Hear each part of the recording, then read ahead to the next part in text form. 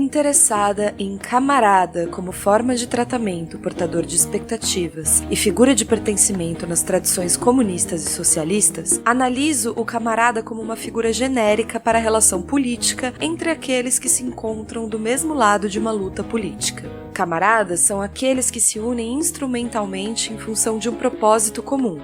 Se queremos vencer, e temos que vencer, precisamos agir juntos. Camaradas são aqueles com quem você pode contar. Vocês compartilham suficientemente de uma ideologia comum, de um compromisso com princípios e objetivos comuns para realizar mais que ações pontuais. Juntos, podem travar a longa luta. Como camaradas, nossas ações são voluntárias, mas nem sempre são escolhas. Camaradas precisam poder contar uns com os outros, mesmo quando não gostamos uns dos outros, e mesmo quando discordamos. Fazemos o que precisa ser feito porque devemos isso a nossos camaradas.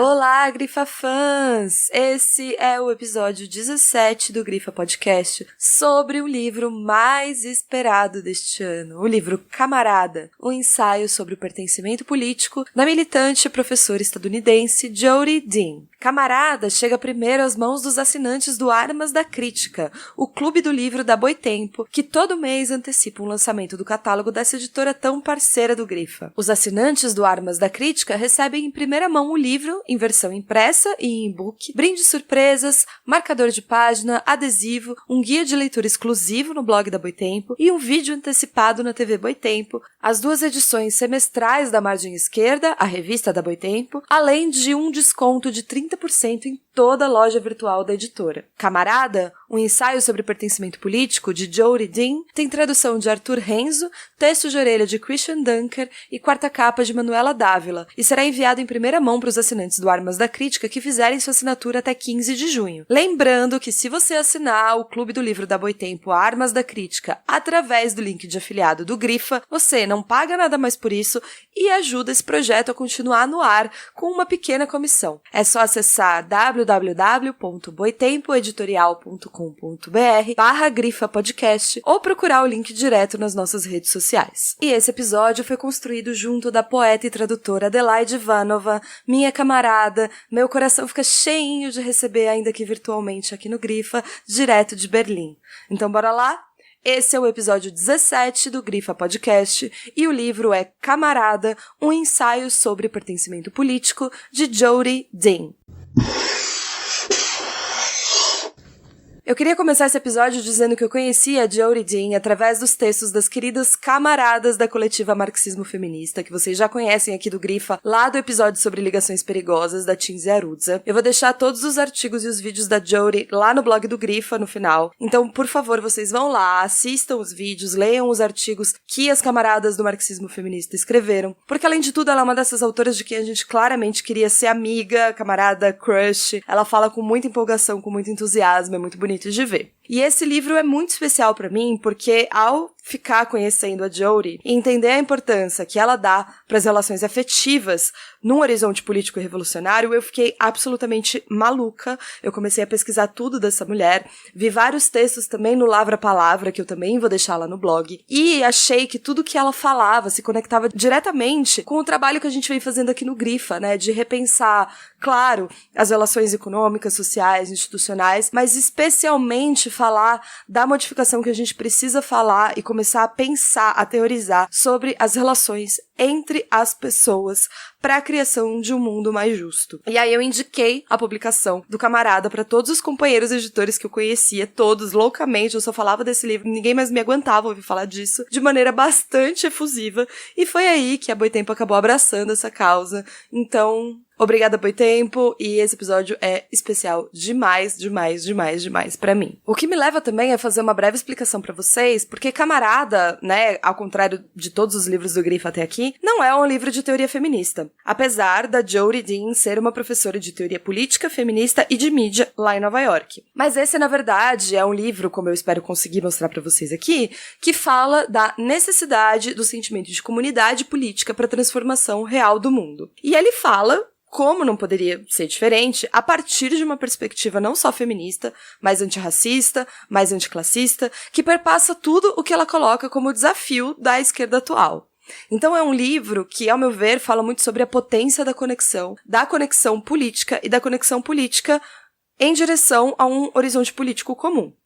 E nesse momento que a gente está vivendo, eu não consigo pensar num livro mais importante pra gente ler, pra gente se inspirar, respirar fundo, talvez ao lado somente do meu preferido da vida, A Potência Feminista, da Verônica Gago. Então é nesse sentido que eu trago ele aqui pra vocês, porque ele foi um respiro pra mim, ele foi um sopro de esperança pra mim, um sopro de esperança que se juntou muito à manifestação do 29M, desse momento em que finalmente saímos às ruas novamente, apesar de nenhum de nós querer estar nas ruas, mas quando um governo se torna mais perigoso do que uma pandemia global, a gente precisa estar na rua. A gente precisa estar na rua e a gente precisa estar junta, e o sentimento coletivo de estar na rua, de gritar junto, de ter um vislumbre de uma retomada dessa coletividade e desse senso de esperança e desse senso de vontade política de que a gente não tá sozinho e que o inimigo é muito, muito, muito grande e muito forte, mas junto a gente é muito forte também. Foi algo que me trouxe um pouco de esperança nesses tempos tão difíceis e eu queria compartilhar isso aqui com vocês. E é nesse sentido, aproveitando esse gancho, antes de entrar diretamente no livro, que eu vou deixar aqui a recomendação de um texto da própria Verônica Gago para a revista Anfíbia, que é uma revista muito incrível lá da Argentina, que eu traduzi recentemente lá para o blog da Editora Elefante, em que Verô conversa com a chilena Javiera Manzi, que é porta-voz da coordenação feminista do 8M lá no Chile, e para contextualizar, né, o Chile passou recentemente pelo processo de escolha das constituintes, no movimento que começou com as estudantes pulando catracas contra o aumento da passagem do metrô, né? Veja qualquer coincidência. E se consolidou com o triunfo de candidatas feministas, ambientalistas, indígenas e de esquerda no geral, que vão ter agora a difícil tarefa de derrubar a arquitetura constitucional promovida pelo neoliberalismo como chave do sucesso em toda a região do Chile, né? Esse neoliberalismo que pauta tanto a política chilena há tanto tempo. Então eu tô indicando esse texto porque tanto a Verô quanto a Javiera falam da necessidade da organização da comunidade. A Verô fala isso no livro todo, e a gente vai questionar aqui algumas diferenças entre a Jodi e a Verônica Gago, mas também da confiança. A Javiera termina o texto falando que a gente precisa ter confiança, que vai ser somente junto, mas especialmente juntas, que a gente não só vai mudar, como a gente já está mudando o mundo. Então eu faço esse convite para vocês lerem esses textos e se emocionarem com eles. Bom, a gente não faz nada sozinha, então junto de mim, nessa empreitada, eu não tô me aguentando. Esse episódio é muito, muito, muito, muito especial para mim. Eu tenho uma das mulheres que eu mais admiro nessa vida. É uma mulher que não sai da minha cabeceira, uma mulher que quem faz parte do meu ciclo próximo de camaradas e amigas e afetos já recebeu algum trecho, algum poema, alguma leitura de algum poema dessa mulher, que é a Adelaide Ivanova. Eu tenho a felicidade de estar aqui com essa poeta, escritora, fotógrafa, tradutora, mulher que eu admiro infinitamente, que eu tenho um orgulho imenso de chamar de camarada. A Adelaide está em Berlim, então ela participou através de uma entrevista gravada, muito generosa. E se vocês não conhecem, por favor, essa é uma das poetas brasileiras contemporâneas mais incríveis, que mais me tocam, que tem uma produção acertadíssima, com o pé fincado nos tempos de hoje. Oi, gente, bom dia, boa tarde, boa noite, não sei que hora vocês vão escutar, mas estão aí as bênçãos. Meu nome é Adelaide, eu sou poeta, não vivo de poesia, infelizmente, mas estamos lutando para chegar nessa utopia em que poetas não precisarão se preocupar, artistas em geral não precisarão mais se preocupar com o seu ganha-pão e tendo que dividir as suas horas entre o trabalho assalariado e o trabalho de transformar o mundo pela poesia. Então, de momento, eu estava trabalhando até recentemente como caixa numa rede de farmácias, mas consegui um trabalho de office boy na Jacobin alemã, É zero glamour, é literalmente office boy mesmo, assim, eu sou a pessoa que leva documento, que xeroca documento, que responde os e-mails, mas é menos alienado do que trabalhar enriquecendo um multimilionário dono dessa rede de farmácias. Então, eu estou muito feliz. É menos fisicamente desgastante também e é com um monte de esquerdopata safado, então já tem esse plus. De momento, então, eu pago as contas com isso. O que mais? Eu sou de Recife, nascida e criada, mas a minha família vem de um lugarzinho no interior de Pernambuco chamado Gravatá do Jaburu, na fronteira com a Paraíba, numa região de Caatinga. Meus avós eram agricultores familiares e tiveram 16 filhos. E só disso, só entender, só a politização da história da sua família já é uma faculdade, né, Isa? Eu imagino que cada brasileiro e brasileira da classe trabalhadora que olhar a história da sua família com um olhar politizador já fez uma faculdade, assim, né? A partir do momento que você torna os seus avós, os seus ancestrais como sujeitos históricos, já é uma formação em si. E aí, início da formação, eu estudei alguns anos de jornalismo em Recife, mas eu não tive como, isso foi tudo antes de Lula, então eu não tive condições de terminar a faculdade, não tinha como mais estudar e trabalhar, não tinha condição, eu me arretei, eu não conseguia pagar, era um estresse do caralho, quer saber, vou trabalhar. Não tinha como terminar a faculdade, então não terminei a faculdade por questões materiais, porque ainda a gente tinha o governo de FHC desgraçado. Então não sou do mundo acadêmico, mas eu gosto muito de ler. E eu tenho uma avó leitoríssima que só estudou, ela foi para a escola, né? Ela começou a trabalhar na roça pequenininha, então ela sabe ler e escrever, o básico, assim, mas ela gosta de ler. Então a gente tinha esse, e vovô era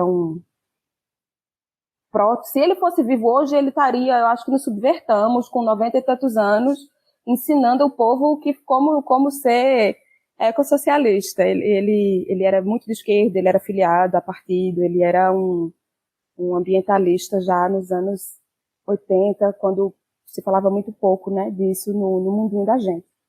Da gente, eu digo da gente mesmo, né, não é da gente super neutro, não.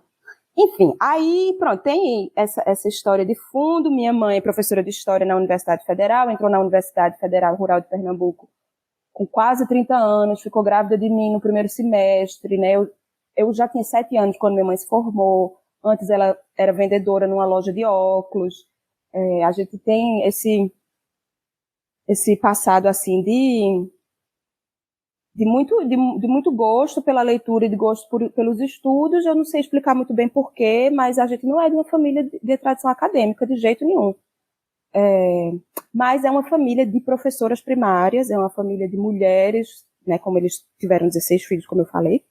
Então, são mulheres professoras da rede pública do ensino fundamental e médio de Pernambuco e uma tia no Rio de Janeiro, tia Hilda, que hoje em dia é professora aposentada pelo estado do Rio, ou pelo município, não me lembro. Então, enfim, eu gosto muito de citar isso, de dizer que esse meu gosto por ler e minha aproximação da literatura e, consequentemente, virar escritora é fruto dessa família que eu tive, que não é uma família maravilhosa, que eu não digo, minha família é maravilhosa. Não, tem um monte de gente de direita, tem um monte de gente esquisita, tem um monte de macho estranho.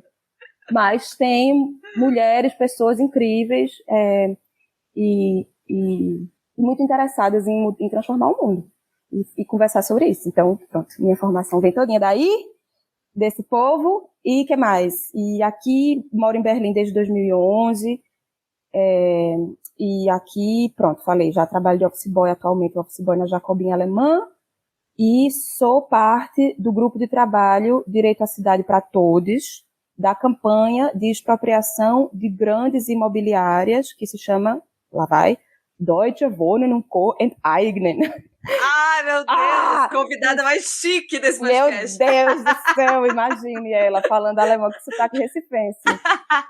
Que significa expropriar a Deutsche Wohnen. E Deutsche Wohnen é uma empresa, uma grande imobiliária alemã, que é meio filhota do banco alemão, do Deutsche Bank, e possuem, eu acho que eles têm 300 mil apartamentos em Berlim. E acabaram de fazer uma fusão com o segundo maior locatário, com a segunda maior imobiliária de Berlim, a Vonovia, e eles se tornam agora a maior empresa, maior senhorio, maior imobiliária da cidade e, consequentemente, da Alemanha. Terrível, terrível. E a gente está lutando contra esses grandes mesmo, para expropriar eles, para devolver para a gente moradia social, moradia digna, moradia acessível e moradia sustentável, para não fuder a natureza mais com essas porra. E me conta um pouco de como você conheceu a Jodi Dean, de como você conheceu o camarada e como é que foi essa leitura para você, o que significou aí para você? Eu acho que o primeiro texto de Jodi Dean que eu li foi o meu camarada e companheiro Lucas me mandou o link daquele artigo dela, Capitalismo Comunicativo, que é um texto complexo, né, para mim. Eu não venho da academia, né, e eu, apesar de fazer terapia, eu não sou uma conhecedora de psicanálise, né, que ela usa muito psicanálise. Então foi um texto para mim denso, difícil de ler. Li em inglês e demorei para ler e consegui meio que catar o que ela quer dizer, mas foi o meu primeiro contato com ela. Eu fiquei, caralho, que bicho, meu Deus do céu. Agora, eu adorei a ideia do texto, né? E aí, ela tem outro que se chama Parties and Crowd, Partidos e Multidões, né? Tem aquele lindo, O Horizonte Comunista, que aí pronto, aí foi, e é um livrinho menorzinho, né, o Horizonte Comunista, que tem uma capa linda, então assim, a Adelaide gosta do livro pela capa, aí eu disse, não, isso aqui eu vou tava lá na casa de Lucas, eu disse, me dá isso aí. E eu adorei, mas eu só li os 2 primeiros capítulos. Então assim, tem uma relação com Jodi Dean que é tipo, eu gosto dessa mulher, nunca li ela direito, nunca li profundamente, mas eu curto, eu gosto pra onde a cabeça dela tá indo. E aí Lucas, todo fim do ano a Verso faz, né, aquelas grandes promoções de Natal, que os livros tudo com 40% de desconto. Que é quando o Lucas compra os livros dele todinho, do ano todinho, bem baratinho, e ele vai lendo no decorrer do ano. As coisas que ele gosta de ler não é as coisas que eu gosto de ler, mas ele comprou esse de Jodi Dean e ficou ali na casa dele. E a capa também é maravilhosa. É muito linda. É foda essa capa. E aqui no Brasil vai sair com a capa quase igual, assim, tem como manter a capa. Ai, meu Deus! Estamos muito felizes. Estamos muito felizes. E aí, eu li esse livro, eu vou confessar pra você, por acaso, que foi o seguinte, ano passado, antes do grande lockdown que começou, a gente teve 2 lockdowns na Alemanha ano passado, um no começo do ano, né, quando explodiu a pandemia, no verão do ano passado, ou seja, no meio do ano passado, reabriu, que foi quando eu arrumei um emprego de segurança numa galeria de arte. Então eu era a pessoa que ficava lá em pé, fazendo cara de mal, dizendo pro povo, por favor, não toque na obra. E esse era meu trabalho. E aí um dia eu dormi na casa de Lucas. No dia seguinte, dormi na casa dele, eu ia ter um turno na galeria de 9 horas. E eu não levei livro pra ler no turno, porque a gente não pode olhar no celular, mas pode ler. Aí eu digo, caralho, vou pegar essas porra desses livros de Lucas, é cada catatal do caralho que ele gosta de ler, porque ele é da academia, né, ele estuda sociologia. Aí eu digo, não, vou pegar esse fino aqui. Aí peguei o livro fino. O livro fino da capa bonita. O livro fino da capa bonita. Isa, foi um presente pra mim, assim, porque tu lesse o livro, tu visse, né? Ele é extremamente poético, é extremamente inspirador, ele trata seres humanos como humanos, né? Não trata o militante como alguém que não tem vontade de chorar, que não tem vontade de se apaixonar, que não tem vontade de fuder, que não tem vontade de mandar se fuder. Então ele, né, parte do pressuposto que os militantes são seres humanos, mas que a atividade política exige algum tipo de disciplina, algum tipo de inteligência emocional, digamos assim, para estar na luta. E eu li o livro, devorei, acho que em 3 ou 4 turnos de 9 horas, como segurança de galeria. Eu terminei o livro transformada. Como me ajudou para ser uma militante melhor, uma namorada melhor, uma filha, tudo melhor. Incrível. Mudou, me transformou, pronto. E foi assim que cheguei nele, meio que por acaso. Isso é muito bonito, né, do livro. Eu venho na minha construção mesmo. Eu acho que eu passei pela cartilha dos livros básicos, assim, e eu sempre senti, e isso não é uma invenção minha, isso está escrito também nesses livros, eu sempre senti uma brutalidade, assim, né, uma necessidade de uma brutalidade, inclusive na militância, assim, de uma falta de percepção, de uma falta de consciência, na verdade, dessas nuances de seres humanos que somos, que afinal de contas é isso que a gente constrói. E isso foi me levando para um caminho muito próximo da psicanálise, que eu não entendo Nada. Um total de menos 25, eu entendo. Nada. Inclusive, eu não sou nenhuma das pessoas que faz terapia psicanálise. Não faço. Faço outra linha de terapia e tal. Então, assim, não entendo nada. Mas é algo que vem cada vez mais. E meio que nesse por acaso, que eu nunca acho que é por acaso, aí eu já aí é mística. Mas aí eu também acho. Mística. Jovem mística, eu também sou. Comunística. Comunista mística. Já vai para um lado que, assim, sempre essas autoras principalmente autoras que estão sempre circulando e aparece o nome e você fala, puta, de novo essa mulher, preciso ler essa mulher, nossa, de novo essa pessoa, preciso ir atrás dessa pessoa e tal. Tem alguma coisa a ver com a psicanálise, eu acho que a gente não tem mais como fugir, né, dessa... Eu acho que, na verdade, fugir dessa interpretação de que somos pessoas e somos diversos e somos tão complexos e não dá para achatar essas diferenças que a gente tem debaixo de qualquer coisa que seja, nem do partido, nem da organização, nem de um país, nem da política, não dá para achatar, né? Isso que trouxe a gente até aqui. Então, que bom, assim, e que bom que a gente está falando, né, finalmente, dessas coisas, assim, de uma maneira mais ampla, e espero que continue sendo mais ampla sem ser identitário, como a Jodie fala mesmo, né? Ela mesma fala que essa hipervalorização das identidades como se elas fossem fins nelas mesmas, né? Isso. Então, é a luta pela identidade por isso em si, também não vai levar a gente a lugar nenhum. Bom, e o livro Camarada, um ensaio sobre pertencimento político, está sendo publicado pela editora Boitempo. Agora, nesse momento, a gente está sendo muito, muito, muito chique de fazer um episódio em primeiríssima mão sobre esse livro, que ainda nem foi para a gráfica, a gente fala do futuro. É um livro de 200 e tantas páginas, com uma leitura bastante fácil, bastante instigante, que chega até a ser poética, e ela é uma leitura entusiástica, ela é uma leitura alegre, em que a autora, a Jodie Dean, faz um apanhado de exemplos históricos socialistas, comunistas e até mesmo anarquistas para ilustrar a sua teoria sobre o camarada. A Jodie Dean é professora de teoria política, feminista e de mídia em Nova York, onde também ela está engajada num trabalho político de base, então ela também é militante. Isso é muito essencial para o livro que ela escreve. Ela se formou na Universidade de Princeton e teve seus títulos de mestrado e PhD na Universidade de Columbia. Por enquanto, no Brasil, a gente só tem Camarada traduzido em português pela Boitempo. E entrando no livro, no prefácio que a gente leu na íntegra lá no Grifo Nosso, então vocês vão lá ouvir e depois voltem aqui, e ela vai resumir que esse livro apresenta uma análise conceitual do camarada como forma de pertencimento político. A Jodie investiga o uso do termo na tradição socialista e comunista como uma forma de tratamento, como portador de expectativas e como figura de relação política entre aqueles que se encontram do mesmo lado em uma luta política, a serviço de um objetivo político comum, mais especificamente do objetivo de derrubar o capitalismo racial, patriarcal e construir uma sociedade na qual a produção seja baseada em atender às necessidades humanas.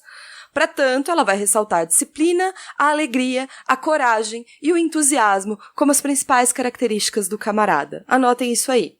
Ela entende camarada como uma forma de figura política genérica e, sendo assim, atenta para a dimensão genérica do pertencimento político que deriva do camarada enquanto forma e joga luz sobre uma dimensão igualitária e utópica da luta socialista e comunista que é irredutível a qualquer conteúdo programático. E no que isso seria diferente de uma grande massa de pessoas na rua, né? Um movimento autônomo, um chamado coletivo, tipo Ele Não, tipo junho de 2016, tipo agora o 29M e todas essas discussões acerca de tem que ter bandeira, não pode ter bandeira, a bandeira do Brasil é nossa, a bandeira não é vermelha. Risos. Ela vai dizer, e ela tem um livro sobre isso, que chama Crowds and Party, ou Multidões e Partido, que uma massa de pessoas nas ruas exerce uma força, com toda certeza, uma força que perturba a ordem convencional e que abre uma brecha de possibilidade. Só que enquanto multidão, essas pessoas não têm uma política. Elas apresentam uma oportunidade para uma política. Então, toda multidão disruptiva de massas vai trazer consigo elementos heterogêneos. São grupos diferentes, gente simplesmente que tá dando rolê, pessoal que precisa postar nas redes sociais que viu uma manifestação, a galera que quer dar uma afrontada na polícia. Mas, no rescaldo desse acontecimento de multidão, tem uma disputa em torno do seu significado. Quem eram e o que queriam aquelas pessoas. A gente tá vendo isso na pele agora, né? Eu tô gravando isso no dia 1º de junho e isso não pode ficar mais evidente. Então, como que ela vê essa força da multidão sendo bem aproveitada, né, entre aspas? Para Jodie, é muito importante a gente frisar isso desde o começo, que essa vontade política organizada vem através do partido. E é através, é claro, do Partido Comunista que ela consegue enxergar esses acontecimentos disruptivos de multidão virarem efetivamente lutas de classes. Isso é, a força emancipatória das pessoas que estariam divididas nessa multidão, ela se une e se coletiviza a partir do momento que elas estão organizadas dentro de um partido. Nessa abordagem da Jodie, a gente tem que reconhecer 2 caminhos, 2 lugares em que ela está situada. O primeiro é que ela entende o partido como essa instituição capaz de unir o proletariado sobre uma mesma vontade política, afinal de contas, ela reconhece a heterogeneidade do proletariado, então o proletariado que não é só o chão de fábrica, o proletariado que não está só sindicalizado, o proletariado que, especialmente hoje, século XXI, neoliberalismo, está completamente espalhado, individualizado, precarizado, né? E a segunda coisa que a gente enxerga a partir dessa visão da Jodie é a percepção do partido como a vanguarda da classe trabalhadora. O que não significa que ela não deixe de reconhecer a necessidade de repensar o que isso significa, principalmente num contexto em que a consciência de classe está super reduzida, né, e que existe um ceticismo em relação aos partidos e às vanguardas. Ela vai frisar também que o método que ela usa, ela chama de compositivo especulativo, o que quer dizer que ela não faz uma história linear que vai demarcar mudanças e períodos, mas ela vai pegar elementos de socialismos que existiram, socialismos reais, e vai extrair esses exemplos dos seus contextos. Projetar também esses exemplos para as lutas de hoje e para as lutas do futuro. Então ela vai procurar diferentes usos da palavra camarada e das invocações de camaradagem, conforme elas apareceram ao longo do último século de uma experiência socialista, comunista e ocasionalmente anarquista também, e são seleções deliberadamente ecléticas, porque, segundo ela, a Jodie quer apresentar uma visão de pertencimento político que foi compartilhada e assumida por uma série de socialistas e comunistas durante um período de tempo relativamente longo, ou seja, ela quer mostrar a possibilidade da existência dessas experiências, né?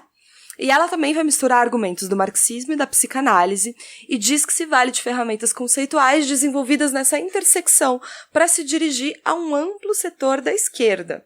Ela diz, aqueles que podem se considerar revolucionários, há outros que talvez realmente sejam revolucionários e há muitos que espero que venham a se tornar revolucionários. A Jodie entende que o problema que a esquerda enfrenta hoje é a sua falta de capacidade estratégica ou tática unificadas, e uma tentativa de retomar a camaradagem como elemento político vai de encontro a isso, e é uma retomada urgente.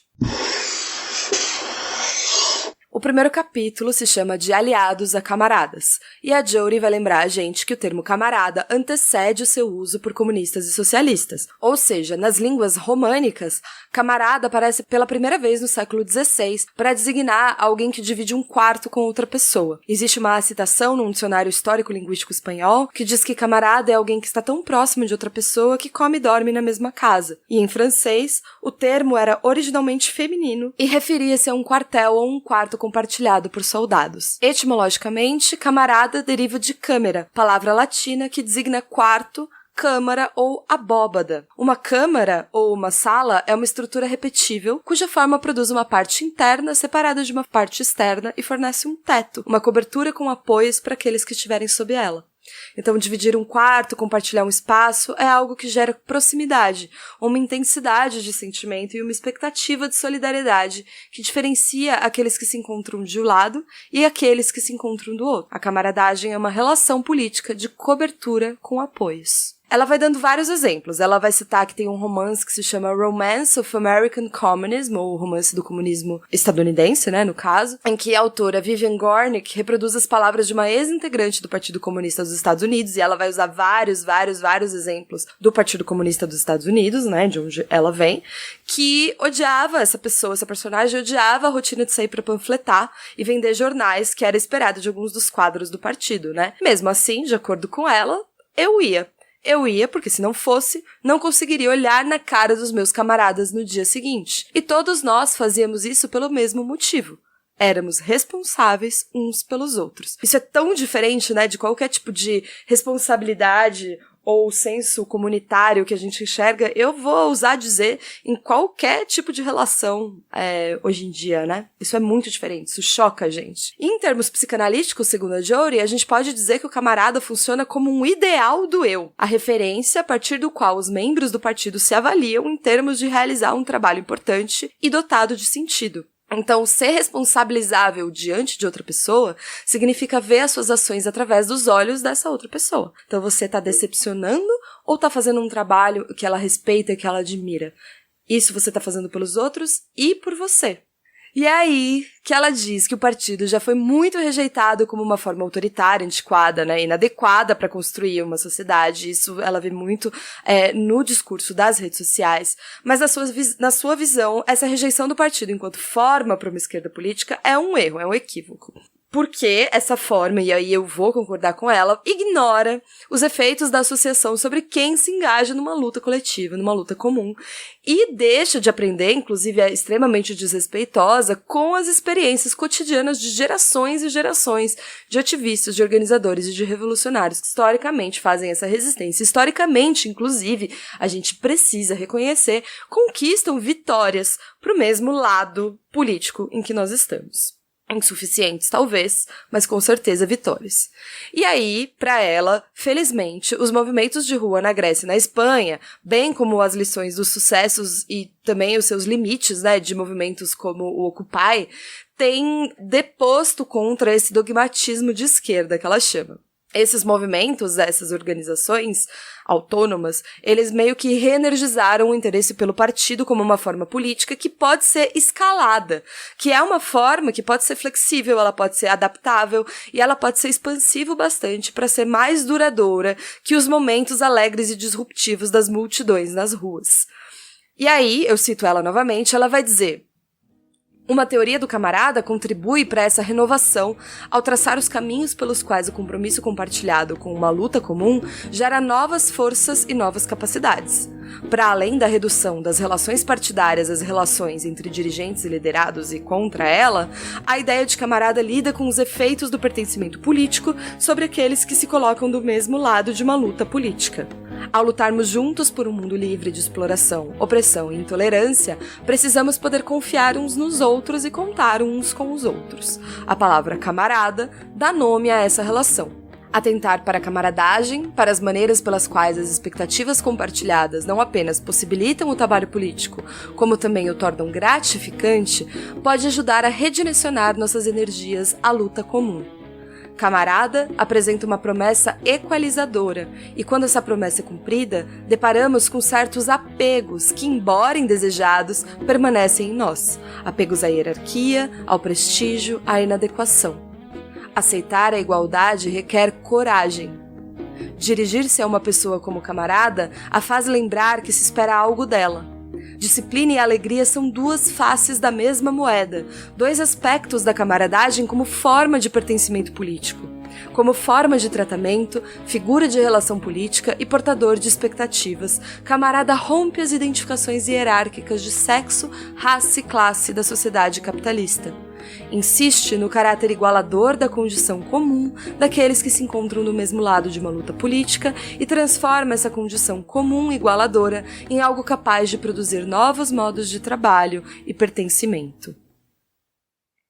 Então, esse livro, resumidamente, oferece uma teoria do camarada enquanto figura para a relação política entre aqueles que se encontram do mesmo lado. E a Jodie vai contrastar duas tendências, né, que ela enxerga como dominantes nos dias de hoje, tanto na teoria quanto no ativismo contemporâneo de esquerda.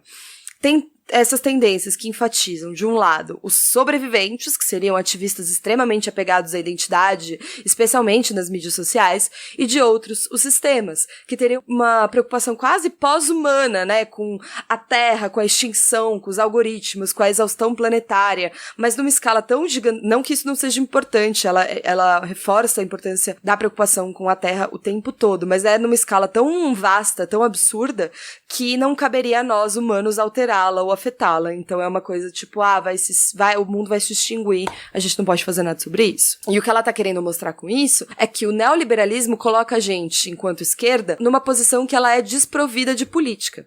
Porque essas duas tendências fazem com que a luta de classe se torne ininteligível, né? Já que no lugar da luta política dos proletarizados, a gente tem ou uma afirmação fragmentadora de particularidade, de uma sobrevivência única, uma obsessão, né, com a sobrevivência, uma impossibilidade de fazer qualquer outra coisa que não seja focada no indivíduo que tem que sobreviver, E do outro lado, um impasse com os sistemas diante da extinção, que também não dá para politizar, não dá para fazer nenhum tipo de mudança política, uma vez que é muito maior do que nós. E é nesse contexto que ela apresenta a teoria do camarada, essa figura política que vai afastar das preocupações com sobreviventes e sistemas, que vai apartar das suposições de particularidades únicas e da impossibilidade da política. E, por outro lado, vai nos aproximar da condição comum daqueles que lutam sempre do mesmo lado. E aí, é a partir desse entendimento que ela vai fazer uma oposição entre camarada e aliado. E aí é uma parte que a gente tem que tomar muito cuidado na leitura do livro. Ela não vai falar de identitarismo, mas ela vai dizer que ela espera que as identidades sejam locais de luta em vez de fundamentos para a luta em si. E a noção de aliado fica muito evidente nesse lugar. Vou explicar. Ela comenta que nos últimos mais ou menos 5 anos aí tem tido uma intensa discussão nas redes sociais, nos campos universitários, enfim, sobre o que significa ser aliado e quem que pode ser aliado. E geralmente os aliados são pessoas privilegiadas que querem agir contra a opressão, certo? Então, eles não se consideram sobreviventes ou vítimas, mas eles querem ajudar. Então, são heterossexuais que defendem pessoas LGBTQ, são pessoas brancas que apoiam as pessoas negras, são homens que defendem as mulheres, embora ela diz de uma maneira muito engraçada que ela nunca tenha visto o termo aliado se referir a ricos engajados na luta da classe trabalhadora. E nunca tenha visto essa pessoa aparecer. E os aliados, eles não querem se imaginar como homofóbicos, racistas ou machistas. Longe de mim ser, tenho até amigos que são, né? Eles são mocinhos, eles são partes da solução. Ou seja, ser aliado é uma disposição de conduta, não é um confronto com o Estado, não é um confronto com o capitalista, não é a ideia de desmantelar o sistema, mas é uma disposição contra o próprio desconforto de estar numa situação privilegiada. É trabalhar para cultivar em si hábitos adequados de escuta, de tomar consciência, de ouvir as experiências dos outros, de falar, deixa a mana falar. Agir com base nesse próprio privilégio, né, que é um ato interior, um ato do seu eu sobre si mesmo. Então é uma política que está apenas dentro da própria cabeça. Nesse sentido, para Jory e para mim, e eu achei maravilhosa essa explicação, o aliado, ele reflete um encolhimento ou um declínio político. O espaço dessa política, ele diminui, mas o aliado tá agindo, ele tá agindo desesperadamente, intensamente, imediatamente nas redes sociais, falando o tempo todo o quanto ele não é racista, machista, homofóbico, o que quer que seja. Ele vai atuar no interior e a partir daquilo que está disponível para ele, né? Então, a si mesmo, as mídias sociais, ou fazendo ali um trabalho na sua firma de deixar muito claro com políticas de afirmação. A noção de aliado para Jory, ela vai desviar a atenção do temível desafio de ter que escolher um lado e de aceitar que a disciplina vem junto do trabalho coletivo e que a organização é necessária para abolir o capitalismo racial patriarcal e o Estado projetado para garantir esse capitalismo. Então, ao invés de estabelecer pontes entre identidades políticas ou articular uma política que se movimente para além da identidade, a noção do aliado é um sintoma do deslocamento da política para técnicas individualistas de autoajuda e ela percebe, e eu não posso concordar mais, um moralismo muito recorrente nas redes sociais que, para ela, é significativo do tal do capitalismo comunicativo. Vou deixar o link no blog para vocês lerem um pouco mais sobre essa noção que ela desenvolve. Então, por trás disso, a gente vê que a gente está falando de indivíduos autocentrados e é uma noção de uma política quase como se ela fosse uma posse, né? Você faz uma mudança de atitude numa esfera fixa, numa esfera própria, que é naturalizada do privilégio e da opressão, né? E é ancorada numa perspectiva de identidade que seria o vetor primário e único da política, certo? Então, você acaba desviando a atenção das questões estratégicas, organizacionais e táticas e fica concentrado em testes de fidelidade de conduta, de moralismo, que inclusive bloqueiam a coletividade necessária para a política revolucionária de esquerda. E aí ela deixa muito claro que isso não é uma crítica ao aliado em si, né? E nem a necessidade da esquerda de ter aliados, muito pelo contrário, ela é bastante pé no chão de entender que a esquerda precisa e é necessário, muitas vezes, estabelecer alianças temporárias para avançar, né? Uma luta que tem como horizonte o comunismo, né? E esse inimigo tão gigantesco e tão total que é o capitalismo, vai envolver uma série de alianças táticas entre, inclusive, diferentes classes, entre diferentes setores, entre diferentes tendências internas. Mas, olha só, esses aliados são provisórios e são focados em seus próprios interesses. E isso não significa que sejam camaradas. Eles podem vir a ser camaradas, mas não são camaradas. Então, se a gente reconhecer que o apego à identidade individual é uma das formas da nossa incapacidade política, a gente pode adquirir novas capacidades de ação, capacidades coletivas de quem está do mesmo lado de uma luta. Então a gente vai poder se tornar mais do que aliados preocupados em defender a nossa própria identidade individual, ou a dar lições sobre os outros do que eles deveriam fazer para ajudar a defender essas pobres pessoas indefesas e sobreviventes. A gente vai poder se tornar camaradas, lutando juntos pra mudar o mundo. E aí ela traz o lembrete crucial do incrível Mark Fisher, outra grande recomendação de leitura. Vou citar aqui Mark Fisher. Precisamos aprender ou reaprender a construir a camaradagem e a solidariedade, em vez de ficar fazendo o próprio trabalho do capital por ele, condenando uns aos outros, abusando uns dos outros. O capítulo 2 se chama o Camarada Genérico. E aí, a Jodie vai dizer que, dada a atual intensidade da politização das identidades, pode surgir o receio de que a figura do camarada exclua sexo e raça, e de que incorpore o imaginário masculino branco. Isso ela tá falando do ponto de vista de quem reconhece que esse indivíduo genérico, né, a humanidade, é o homem branco, hétero, cis e europeu. Esse capítulo ele vai responder a essas preocupações defendendo o poder da ideia de camarada sob condições de um capitalismo racial patriarcal. E aí eu volto a uma coisa que você falou lá na primeira fala, que é essa coisa da identidade, né, que ela é muito cuidadosa em fazer essa crítica à luta pelas identidades em si, né, a identidade no seu fim. Eu acho que ela é muito cuidadosa, realmente ela é muito cuidadosa. E essa retomada que ela faz é muito bonita, né? Ela faz uma retomada, ela fala que o método dela é histórico-especulativo, que ela vai juntando, ela não tem um interesse de fazer uma história completa de como a camaradagem evoluiu ao longo... Não, ela vai pegando exemplos que vão demonstrando possibilidades de existência da camaradagem, né? Exato, possibilidades de existência. E aí ela vai mostrando como, não, o camarada não é o camarada não é o homem branco, cis, hétero, o camarada ele é diverso e ele sempre foi, porque ele sempre foi, desde a sua origem, uma afronta a esse indivíduo genérico, que aí sim é homem branco, hétero, cis, europeu e todas as coisas, né? Ele sempre foi. Apesar de que, dentro dos movimentos organizados, sempre existiu, continua existindo essa reprodução das mesmas coisas que a gente sabe. Então, do machismo, desse chauvinismo, do racismo, isso sempre existiu e isso sempre tem que ser, obviamente, repudiado e a gente tem que partir de outros lugares. Mas eu aqui, vou cutucar também, quero saber o que você acha disso, não só nas minhas experiências particulares, pessoais, mas nos estudos mesmo que faço a respeito, vejo que, não sei se no Brasil, não sei se é uma coisa geral, que a gente ainda está muito longe disso. Então, às vezes, me preocupa uma leitura rápida da Jodie, em que você leia os exemplos e fale, então a gente já superou o machismo dentro da militância, a gente já superou o racismo dentro da militância, e não é isso. Eu acho que a gente tem muitos avanços nesse sentido, mas a gente continua muito longe disso.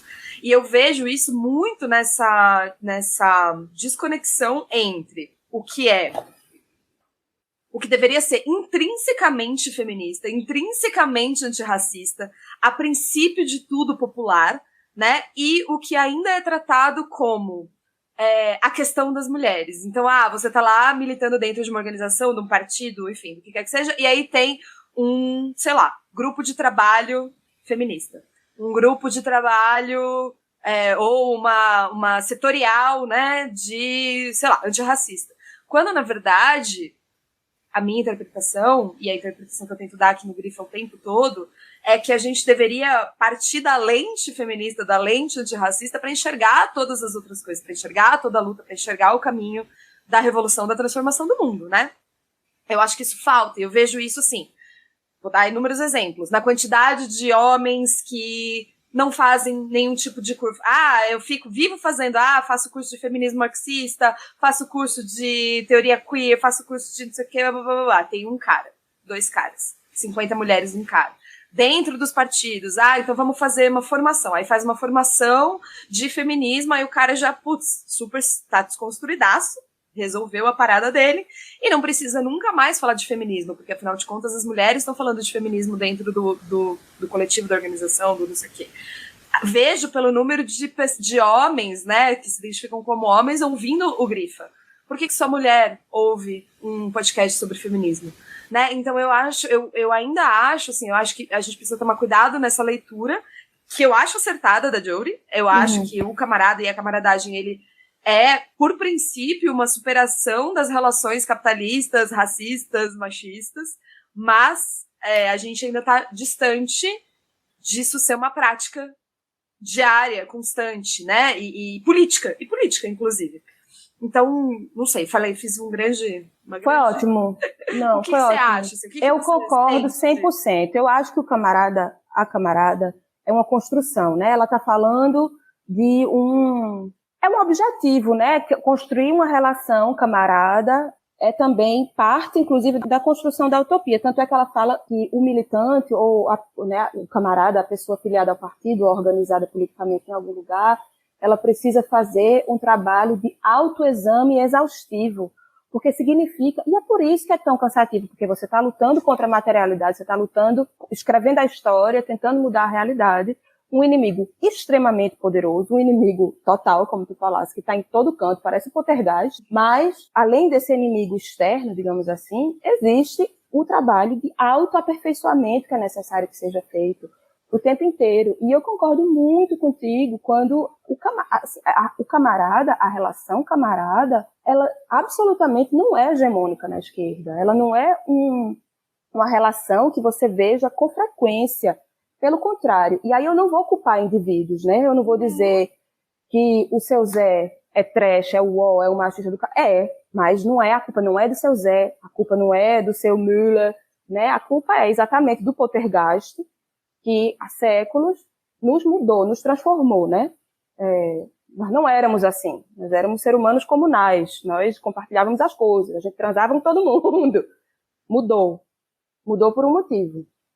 Eu também fico preocupada com esse atalho de ler Jodie Dean e dizer, tá vendo? O camarada tem que ser neutro. É claro que tem que ser neutro, mas não vivemos num mundo que nos trata de maneira neutra. Então é claro que vamos ser tratados diferentemente e precisamos ter atenção para todas essas contradições, para as contradições internas, né, da nossa subjetividade e a contradição do nosso grupo. No começo do ano, eu participei de um podcast aqui que queria debater solidariedade. Que é lindo, é um termo lindo, é uma prática política, não é uma palavra vazia, a gente sabe. E no podcast era eu, uma camarada do movimento de moradia, e 2 acadêmicos, um alemão e o outro, eu acho, inglês, se não me engano, do norte da Inglaterra. E foi muito esquisito como, na verdade, inclusive como o podcast foi organizado, porque era meio que eles os dois europeus brancos acadêmicos, defendendo esse sujeito neutro, defendendo a importância de ter um inimigo comum, uma luta em comum. E eu e Laura, a minha companheira, que inclusive é uma alemã branca, acadêmica, comprometida com a construção da camaradagem, 100%, a gente defendendo que um grupo que não considera, um grupo que tenha, né, que o foco seja o inimigo comum, por exemplo, a luta por moradia, que não considere, não leve a sério a forma como a questão da moradia afeta de forma diferente diferentes pessoas, não vai conseguir construir essa relação em que o protagonista da luta é acabar com os grandes proprietários. Porque vai estar o tempo inteiro sendo paralisado, e eu digo isso porque isso acontece na nossa organização. Apesar da gente ter um GT focado em como a moradia afeta as pessoas não brancas, imigrantes, pessoas sem passaporte alemão, apesar da gente ter o GT, é claro que existe um monte de gente dentro da organização que fala que a gente está sendo disruptivo, que a gente está desfocando, que a gente quer o protagonismo. Então, isso precisa ser levado em conta o tempo inteiro, precisa estar atento, porque o poltergeist vai aparecer o tempo inteiro. Ele não vai se manifestar, né, com jargões de direita, vai se manifestar com jargões de esquerda, com essa preocupação de dizer, mas temos que focar na luta em comum. E temos mesmo, né, porque também não adianta eu chegar e dizer, meu Deus, eu não consigo apartamento em Berlim porque eu não tenho passaporte alemão, e não entender que é um problema sistêmico, né, achar que é um problema ligado à arbitrariedade de uma nacionalidade, que não é. E aí eu concordo muito contigo desse medo, eu também fico receosa, né, desse achatamento, de achar que, na verdade, somos nós, pessoas que são racializadas, pessoas que têm uma identidade de gênero carimbada em você, que temos que abrir mão dessas coisas, né? Por isso que eu acho tão bonito, assim, que a Jodie consegue meio que fazer uma espiral, menos do que um círculo, ela faz uma espiral, assim, de como ir passando por todos esses espectros do debate sem desconsiderar nenhum nem outro. Que é um exercício, o povo fica achando que é fácil, mas é um exercício extremamente difícil. Até porque a gente também chega na luta muito ferida. A gente chega na luta com dor. E isso também precisa ser levado em consideração. Agora, como tu falaste também, Isa, no começo, isso não pode ser a única coisa que a gente traz e a única coisa que a gente se... E outra coisa que Jodie fala no livro, né? Ela diz que ela fala assim, é que a narrativa do sobrevivente, ela faz com que a única coisa que o sobrevivente queira é sobreviver. E não uma transformação social coletiva e enorme. E eu, sinceramente, eu tenho certeza que tu também, eu não quero sobreviver, né? Eu quero viver plenamente. Deliciosamente, afrangalhadamente. Então, o que a Jodie quer dizer é que camarada não abole o antagonismo de gênero, mas ela deixa claro que camarada permite outra possibilidade de interferência nas relações. A palavra e a camaradagem traz a promessa de uma outra forma de relação entre seres sexuados, uma relação política entre camaradas. E essa nova forma fornece um padrão segundo o qual as velhas maneiras de ser são julgadas. Então, camarada não elimina a diferença, mas vai fornecer um recipiente indiferente ao seu conteúdo. Outros elementos dessa relação, amizade, parentesco, cidadania, vizinhança, essas relações elas não vão se extinguir. Eles podem informar ou estimular a nossa camaradagem. Outra coisa que ela quer dizer, às vezes os membros do mesmo partido eles se casam ou se tornam amantes, como por exemplo Angela Davis escreveu, né, a respeito da perda do George Jackson. Ela diz, para mim a morte de George significou a perda de um camarada e de um líder revolucionário, mas também a perda de um amor irrecuperável. Da mesma forma, camarada não vai eliminar necessariamente o conflito. Essa palavra, esse conceito vai dar nome a uma aspiração que nem sempre é plenamente realizada, mas que significa que a gente pode esperar dos camaradas que eles reconheçam e se empenhem para concretizar. A ideia seria muito mais pensar que a igualdade proposta pela camaradagem não seria no sentido de achatar as diferenças ou de jogar as diferenças para baixo do tapete, mas atuar como um elemento utópico, em que as determinações de uma sociedade sexista, racista e capitalista inevitavelmente tivessem contidas nessa questão, claro, mas que camarada desse nome a uma relação que não é mais determinada por esses fatores, fornecendo um local a partir dos quais eles podem ser julgados e abordados. E a questão da raça, né? Não estaria o camarada irremediavelmente comprometido por histórias políticas europeias e brancas?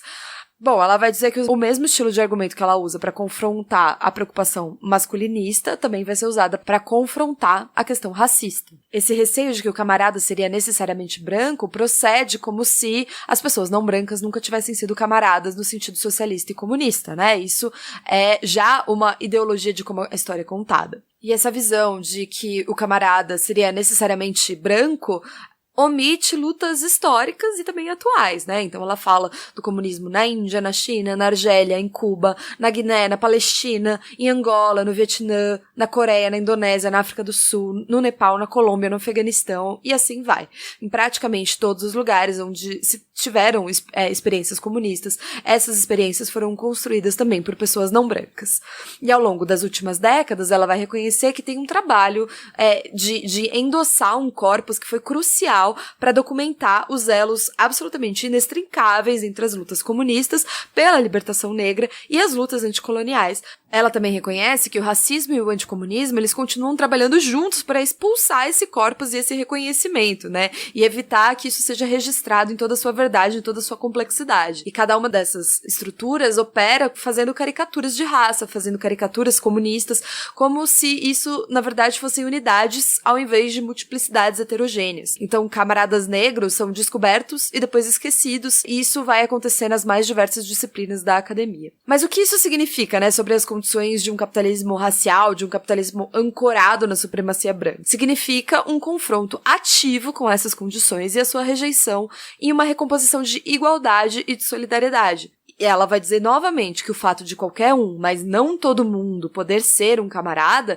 que é a tese que ela vai defender no próximo capítulo também, significa que a raça não determina quem é camarada. Porém, a camaradagem exige a eliminação do racismo. Uma das coisas mais bonitas que eu acho que tem no livro é quando ela fala que a igualdade exige coragem. Exige coragem você assumir que realmente tudo vai ser igual, as coisas vão ser iguais, e vai existir esse horizonte em que ele seja horizontal, porque aí sim a gente vai perder essa importância das identidades. E, cara, isso é assustador, porque se hoje, e por conta de uma violência muito grande, a gente se apoia tanto nessas identidades, porque a gente se apoia extremamente nessas identidades, reivindicar essas identidades é parte importantíssima da luta hoje, mas a partir do momento que a gente quer um horizonte em que haja igualdade, em que não seja necessário, porra, abrir mão disso vai exigir uma coragem, uma entrega muito grande, né? A gente precisa saber disso. E isso, dentro das organizações, dentro da militância, isso é uma pequena experiência, né? Eu vejo, é uma pequena experiência. Você abrir mão de quem você é, você abrir mão, e não é abrir mão da pauta, não é abrir mão da emancipação de todas as pessoas, não é abrir mão da luta pelo fim da opressão das mulheres, das pessoas LGBTQ, das pessoas racializadas. Não é isso, mas é abrir mão de quem você é, em prol de uma coletividade. Cara, isso exige uma coragem. É isso que é muito doido, né? Esse ping-pong entre abrir mão de quem você é e, ao mesmo tempo, chegar inteiro também, né? Ou inteiro na luta, trazendo entusiasmo, trazendo sua alegria, trazendo as coisas que você aprendeu em outras, né? Trazendo sua vontade de construir junto. Então, porque, na verdade, o que me parece é que você não abre mão exatamente de quem você é, mas você abre mão, ou você tenta abrir mão do que você acha que você é, porque a gente não é no vácuo, né? Nós não existimos no vácuo e não somos no vácuo. Então, quando eu digo, por exemplo, eu sou, sei lá, deixa eu dar um exemplo fictício. Meu nome é Adelaide e eu sou uma pessoa extremamente disciplinada, vamos dizer assim, pronto, essa eu sou a Adelaide. Não sou disciplinada num vácuo, né? Existem condições externas que meio que vão dizer o que é ser disciplinado numa sociedade A, numa sociedade B. Então, quando a gente, assim, chegar num contexto de militância organizada, abrindo mão quem você é e, ao mesmo tempo, tendo uma completa consciência de quem você é, do seu potencial infinito ali, da importância. É um negócio que a gente fala sempre no nosso GT, de que quem está na militância desde 1997 e quem chegou ontem tem a mesma importância, tem o mesmo valor, tem o mesmo tempo de fala, tem a mesma livre exercício de criatividade e que valorizar os saberes de quem está na luta desde 97 e quem acabou de chegar é um exercício muitas vezes difícil, mas muito importante. Então, é chegar na luta nu, né, abrindo mão de quem você é para usar a sua palavra, e ao mesmo tempo chegar ciente do nosso potencial infinito, sobretudo do potencial infinito que explode quando a gente está junto. E isso eu acho, assim, a coisa mais maravilhosa do mundo. Agora, é um exercício difícil, Isa, porque a gente está sendo o tempo inteiro poltergeistizado, né, de usar essas diferenças, inclusive como conforto, né? A gente não tem nada, a gente não tem poder, a gente é incapaz, a gente não consegue exercer poder. Então, é claro que uma pessoa, por exemplo, eu tenho 6 mil seguidores, não, né? Tenho 6 mil pessoas lá no Instagram, amigas do Instagram. Eu sei que 6 mil não é nada comparado, né? Com um monte de gente, inclusive tu. Mas, assim, você pode se agarrar a isso se você não estiver num contexto de luta organizada. Você pode se achar importante. E aí você chega na luta organizada e você vê que, na verdade, numa sala com 15 pessoas, você é muito mais poderosa do que você sozinha na sua sala com 6 mil seguidores. Então, 15 pessoas escrevendo a história ali. Tem um podcast, depois eu vou mandar o link, que aí tu pode até linkar quando tu publicar esse, com Titi Bhattacharya, que é outra das nossas maravilhosas que amamos, que ela desce o sarrafo no conceito de autocuidado. No conceito de autocuidado como a gente entende ele hoje, né?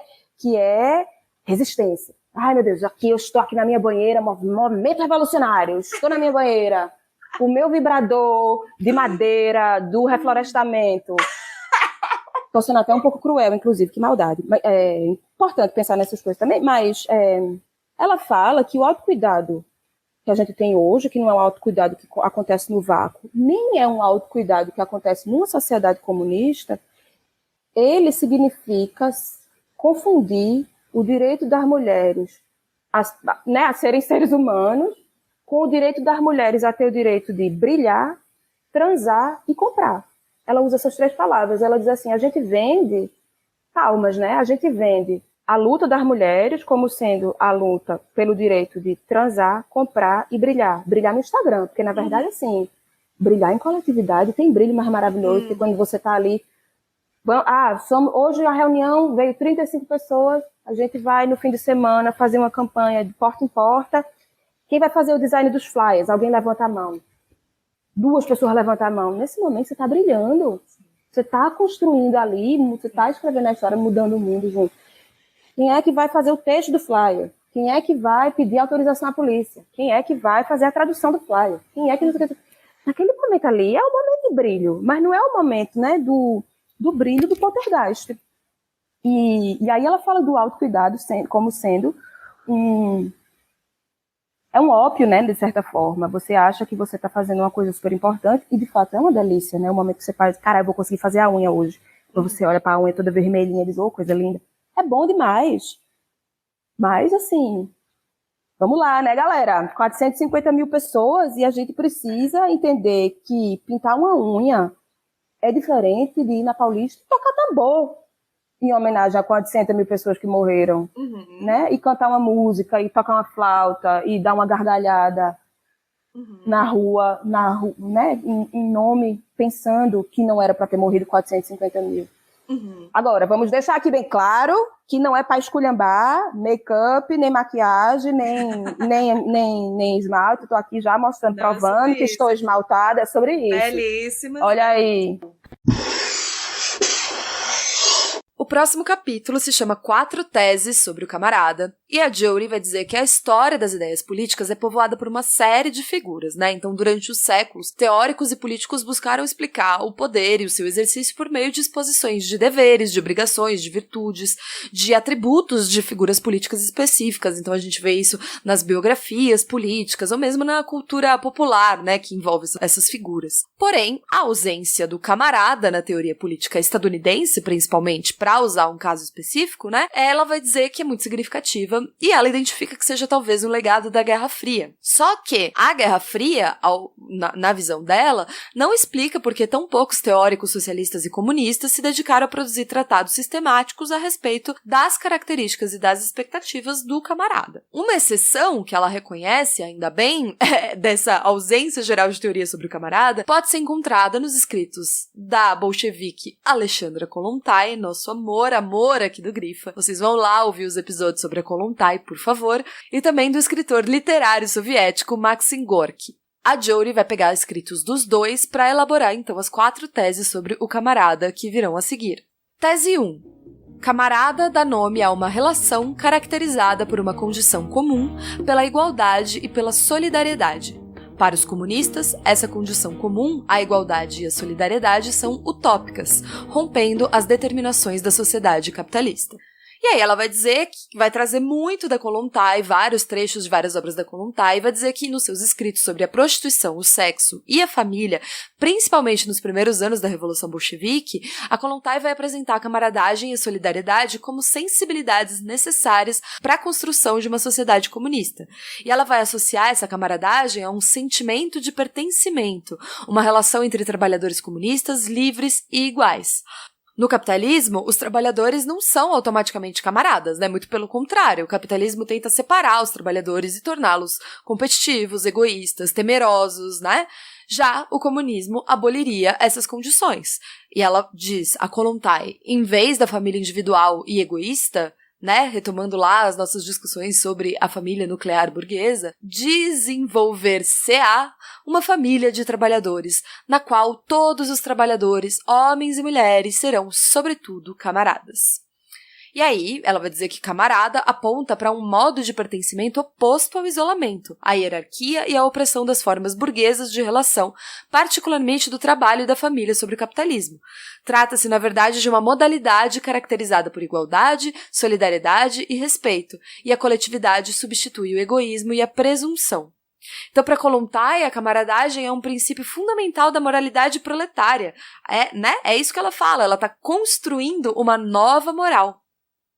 E ela constitui a chave para a reeducação radical da nossa psique sobre o comunismo.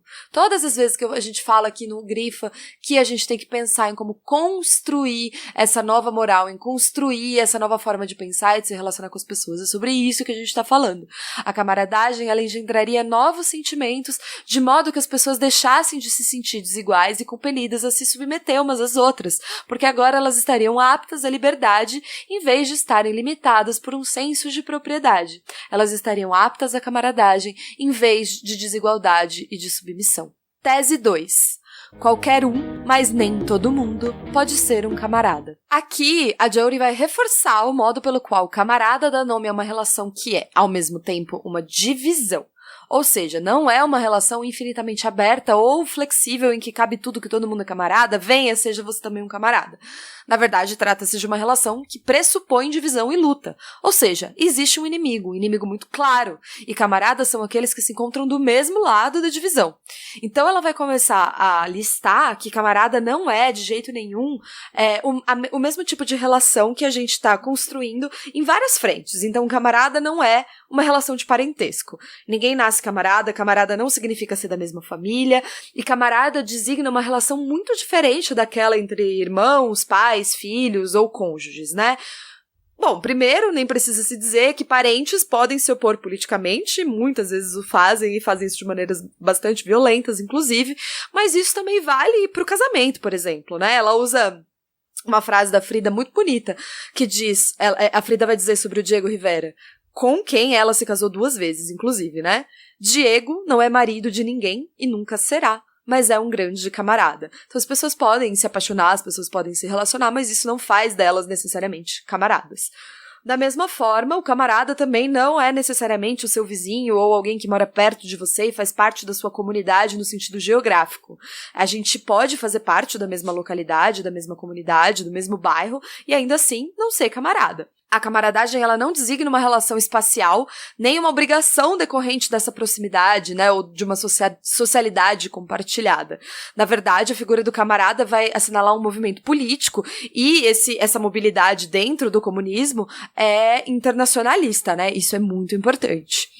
E a relação entre camaradas também não é a mesma que uma relação de amizades. Esse é um ponto crucial hoje, dados os problemas nos meios da esquerda, em que pode parecer que existam certos grupos, certas panelinhas e que você só pode fazer parte daquilo se você for amigo daquelas pessoas.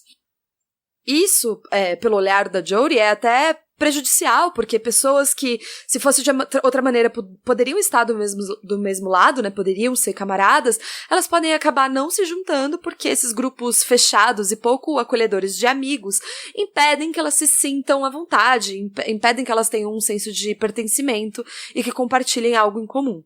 Então, camaradas podem ser amigos, mas amizade e camaradagem não são a mesma coisa. Por outro lado, antipatia pessoal, treta, briga, não significa que a pessoa não seja camarada. Isso é importante dentro das organizações, né?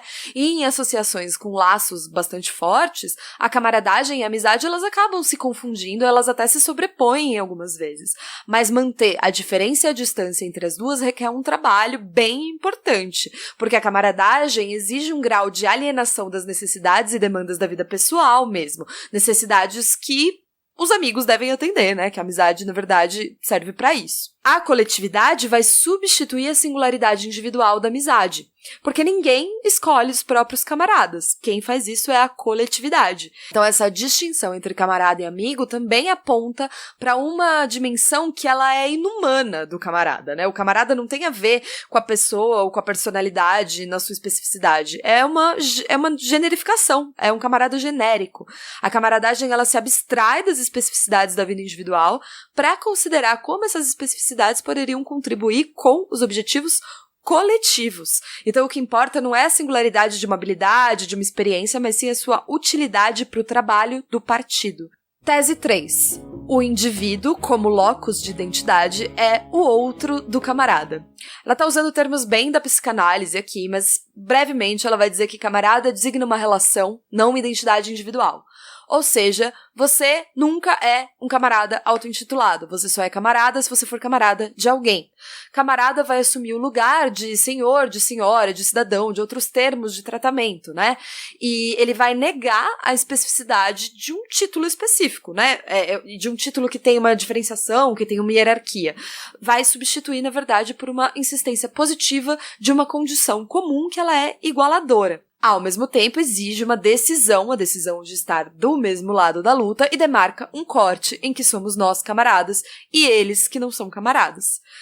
Ela também trata um pouco da diferença entre militante e camarada aqui, né? Em que o militante seria uma figura singular que vai lutar por uma determinada causa, mas o fato de alguém ser militante não nos diz nada sobre a relação dessa pessoa, desse indivíduo, com as outras pessoas.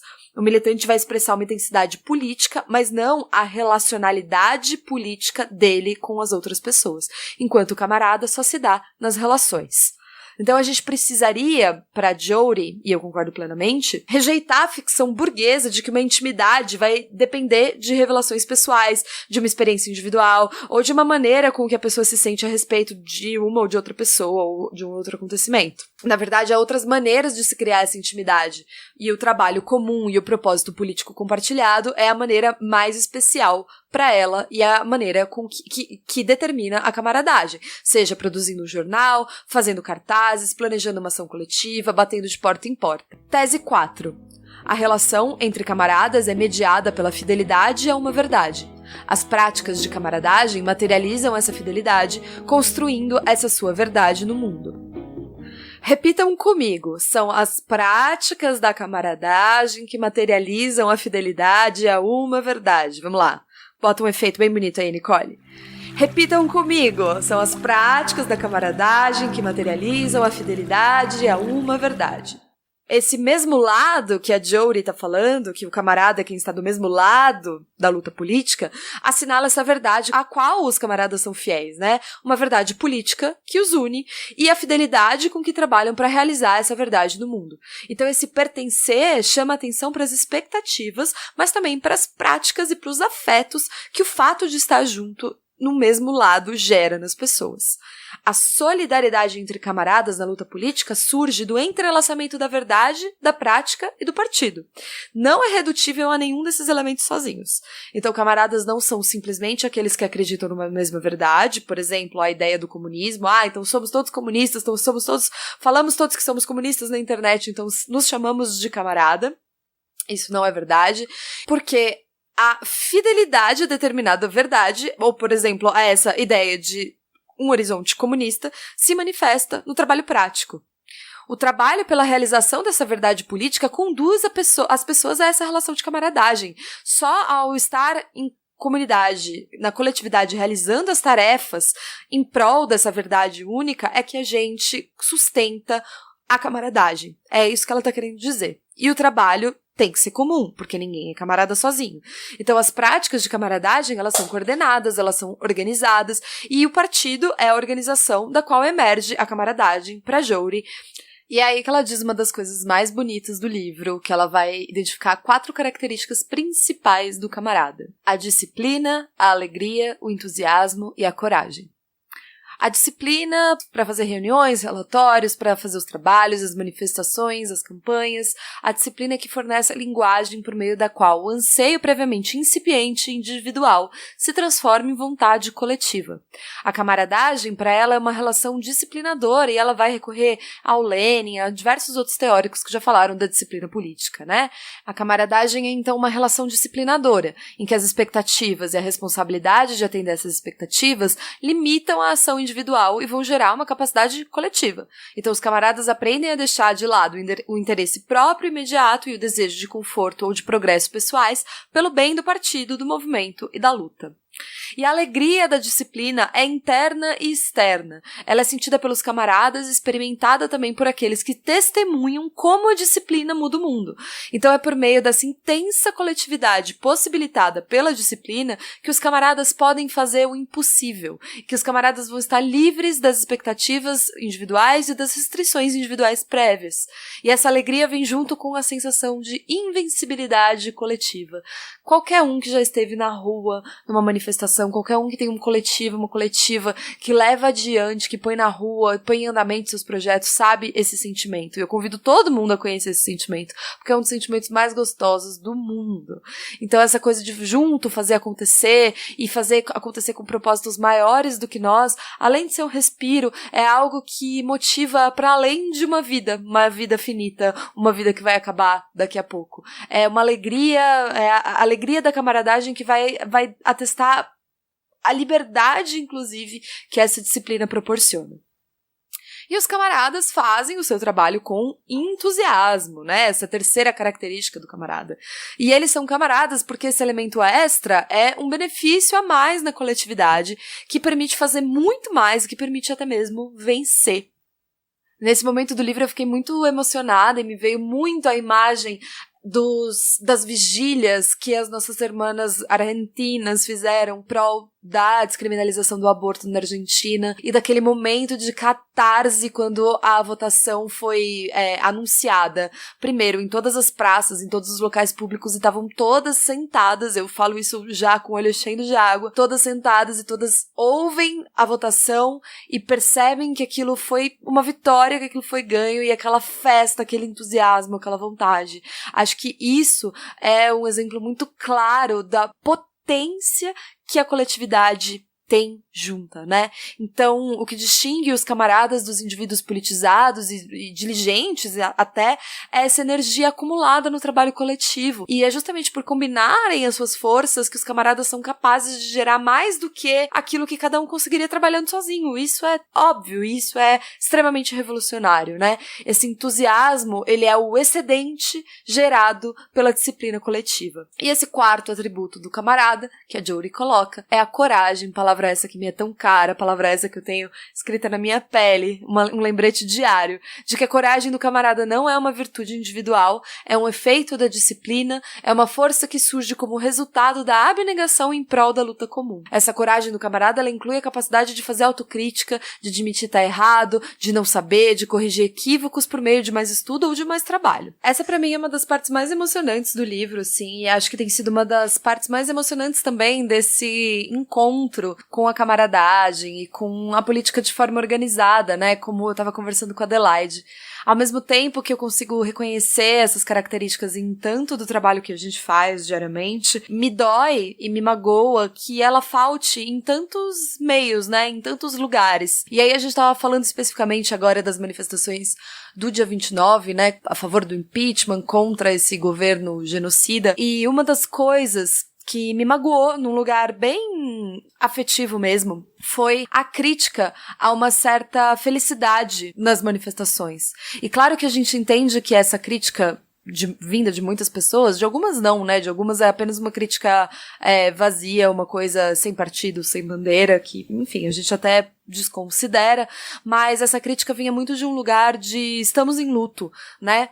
Essa é uma manifestação de luto, morreram 460 mil pessoas por causa desse governo, por causa dessa pandemia. E claro que esse luto ele tem que ser respeitado, e uma das coisas mais difíceis dessa manifestação foi sair às ruas e ver as pessoas levantando placas com o nome e as fotos das pessoas que elas perderam, né, dos entes queridos, próximos, parentes que morreram por causa da Covid. Mas, ao mesmo tempo que esse respeito tem que ser prestado e essa homenagem tem que ser feita, a gente não pode fazer uma política moribunda. A gente não pode deixar de lado a reverência, a alegria e a sobrevivência, e esse entusiasmo e essa alegria e essa coragem que a Jory fala que faz parte do processo político, que faz parte do nosso entendimento enquanto construção política de um horizonte. A gente pode usar frases fáceis como "se eu não puder dançar, não é a minha revolução", mas a gente pode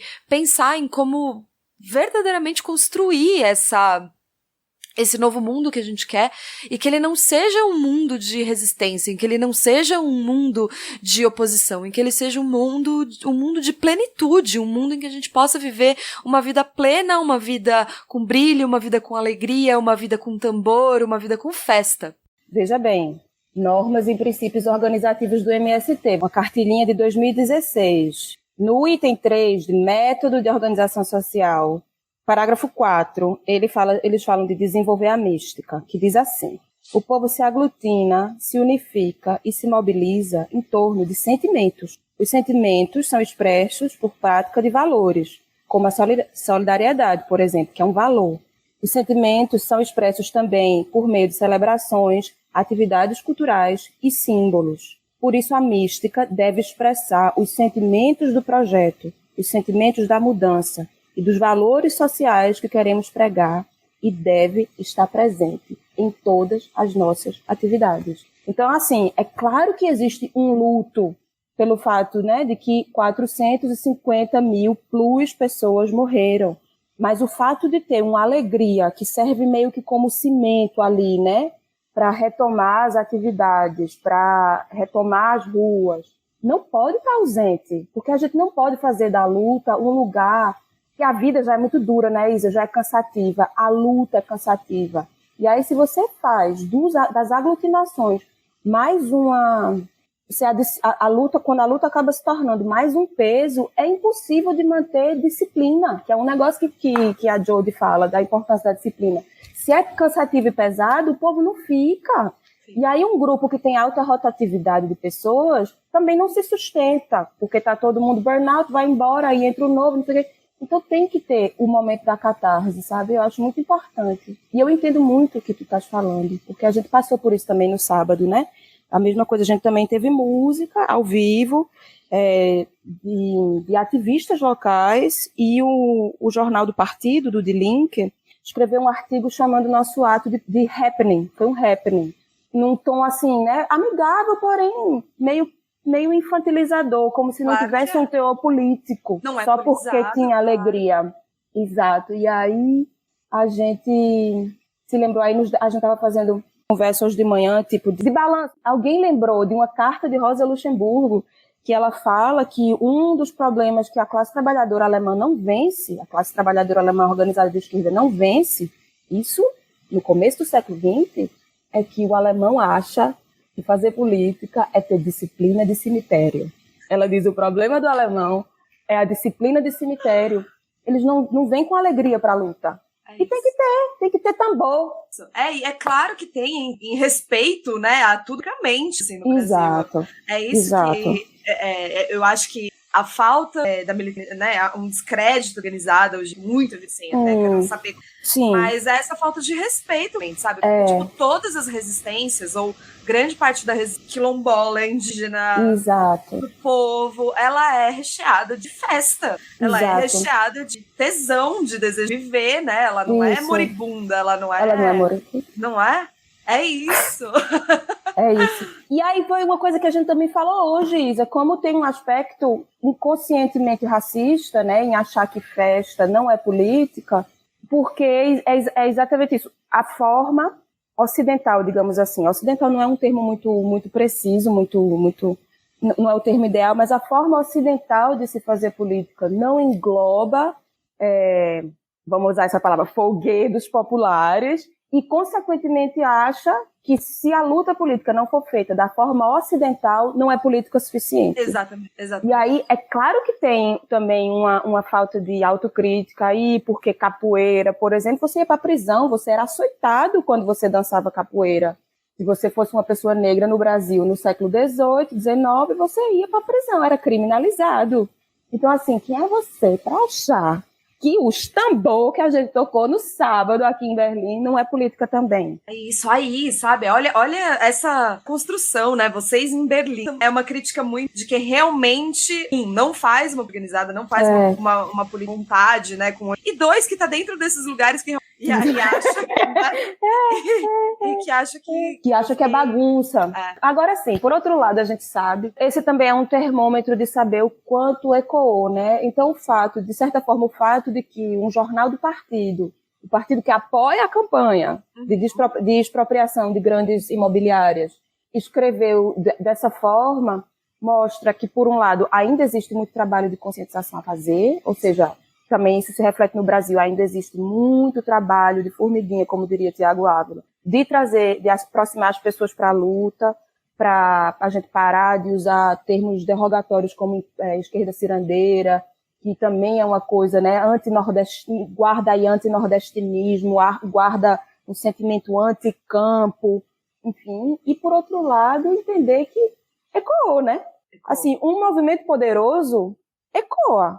Então, ecoa pro bem, de gente que vai dizer foi do caralho, e ecoa pra gente pra dizer, a esquerda cirandeira. Aí, pois pronto, assim, fala aí tuas bostas e a gente vai aproveitando esses ganchos merda. Por exemplo, o fato de que alguém chamou o nosso ato político de happening possibilita, por exemplo, que a gente agora possa escrever um position paper, que a gente possa escrever um posicionamento e publicar, comentando, galera, a gente não está fazendo política com disciplina de cemitério. A gente vem do sul global, somos pessoas imigrantes ou com história de imigração do sul global, onde, quando as pessoas morrem, a gente usa branco, como é feito na Coreia, como é feito no Brasil em algumas regiões. A gente vai tocar os nossos instrumentos. Não é a mesma coisa, a gente não vai se vestir de preto e dizer, ai meu Deus, o capitalismo é terrível. Ai, amore. Não. E o último capítulo se chama Você Não É Meu Camarada. Vou fazer uma camiseta com isso. Você Não É Meu Camarada. E ela vai retomar essa ideia de que a gente precisa pensar como é estranho usar camarada como autodescrição. Veja bem, sou um camarada. Não. Você pode dizer, sou um militante, sou um aliado, mas você não diz, sou um camarada. Porque camarada aponta imediatamente pra um outro que não sou eu, certo? Alguém que tá comigo numa luta comum. Então esse termo força o reconhecimento de um pertencimento político. Eu tenho um camarada. E é daí que ela faz a belíssima citação: camarada é o grau zero do comunismo porque designa a relação entre aqueles que se encontram do mesmo lado da luta para produzir relações sociais livres, justas e iguais, relações desprovidas de exploração. Sua relação é política, é divisora. E é íntima, entrelaçada com a sensação de quão desesperadamente cada um depende do outro para que todos perseverem. Então ela vai dizer que algumas pessoas da esquerda são inclusive céticas quanto a esse tipo de pertencimento político, né? E enxergando inclusive essa disciplina que ela fala no outro capítulo como uma restrição, como uma decisão totalitária e não como uma decisão de construir uma capacidade coletiva, né? E essas pessoas elas vão substituir a luta e o movimento político por uma fantasia de que a política pode ser individual. Inclusive ela vai usar o termo do próprio Lenin, né? Ela vai chamar essas pessoas de esquerdistas, desorganizados que muitas vezes acabam presos à ilusão segundo a qual as pessoas comuns espontaneamente poderiam criar novas formas de vida que, teoricamente, inaugurariam um futuro glorioso. Aquele bom e velho, eu faço o que eu posso, aqui no pequeno, na minha comunidade, eu consigo fazer a transformação. Estou na página 101, que é, então, a terceira página do capítulo 4. Certo? Só para tu ter eu tô no capítulo 4 já, que é o último capítulo, e aí ela vai falar assim, muitas vezes as pessoas querem fazer alguma coisa, mas elas não sabem o que nem como fazer.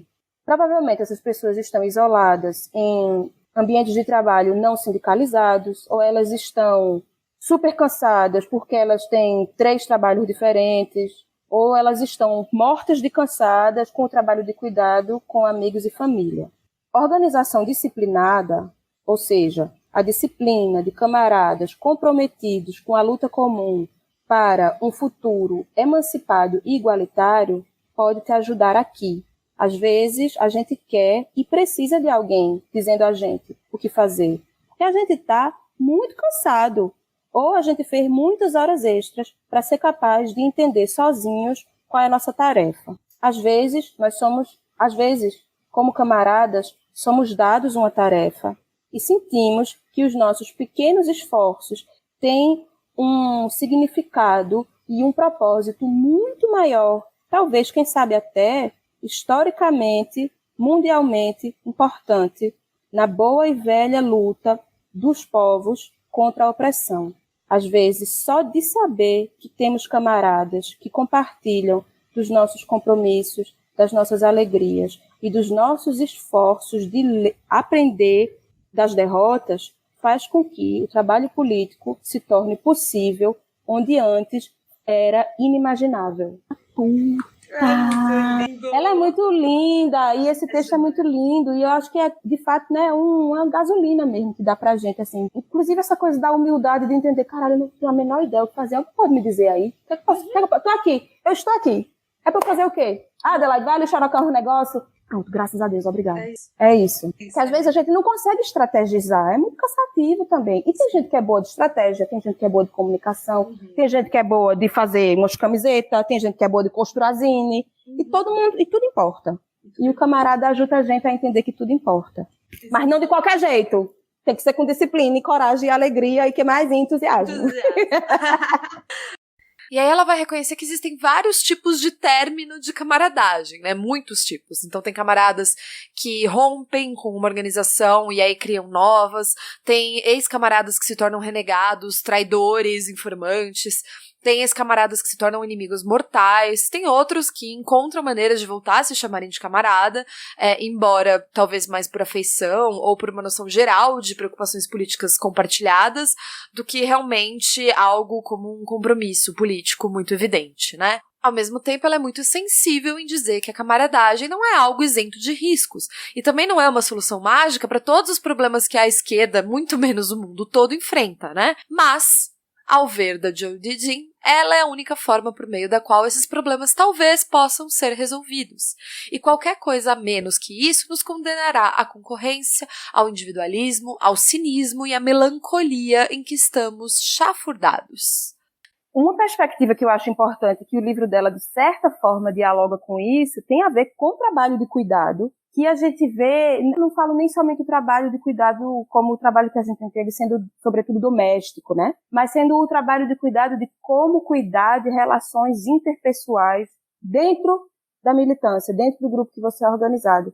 E o fato de que, é muito engraçado ter falado isso agora, que a gente tem conversado muito sobre isso no nosso GT, é que o trabalho de cuidado, assim como a alegria, ele é visto como trabalhos de segunda categoria dentro da militância, porque são trabalhos ligados ao feminino.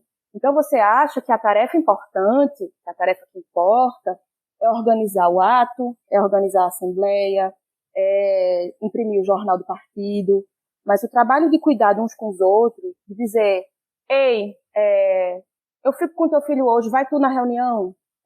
Coisas assim, o que quer que seja. No sábado mesmo tinha um dos nossos companheiros, Mateus, que viu o ex-namorado no ato e começou a chorar. O bichinho se explodiu em lágrimas, eu não esperava que meu ex viesse. Num contexto mais old school, eu dizer, querida, seca essas lágrimas que a luta não vai esperar você parar de chorar. Não. Uma camarada sentou do lado de Mateus, ficou conversando com o Mateus, tomou uma cerveja com o Mateus, esperou o bofe-se embora, o ex lá. Porque considerou que a luta sem Mateus não tem como ir em frente. Então, se Mateus está triste, tem que parar. Não é preciso parar todo o ato, mas alguém precisa parar e dizer, bicho, a senhora não está sozinha. Que boy é esse? A gente quer que a gente peça para ele ficar ali do outro lado? Como é que a gente vai fazer? Não era um caso de relacionamento abusivo, que a pessoa que Mateus estava se sentindo em perigo, era um coração partido, que também precisa ser levado a sério, né? A gente se apaixona na luta, inclusive, a gente desgosta de pessoas do mesmo coletivo, né? Tem gente que você diz, meu Deus, que homem insuportável. tem que militar do lado desse caralho. Vai fazer o quê? E aí os rachas, eles são extremamente comuns, eu acho super importante, inclusive que tu fale disso abertamente, porque tem gente que tem vergonha de dizer que rachou, porque a gente fica achando que, né, ai meu Deus, o problema sou eu, já vou rachar, rachei com 2 grupos, vou rachar no terceiro, qual grupo vai me querer? Ninguém vai me ter, vão me chamar de troublemaker. Os rachas acontecem por, né, uma infinidade de motivos complexos, mas acontecem também porque não existe um trabalho de cuidado uns com os outros. Sim. E eu acho muito importante trazer essa perspectiva, e eu acho que Jodie, ela não fala disso especificamente, né, acho que outras autoras vão falar disso de maneira mais focada, mas ela traz a importância desse misto entre disciplina e alegria. Ela usa disciplina, coragem, alegria...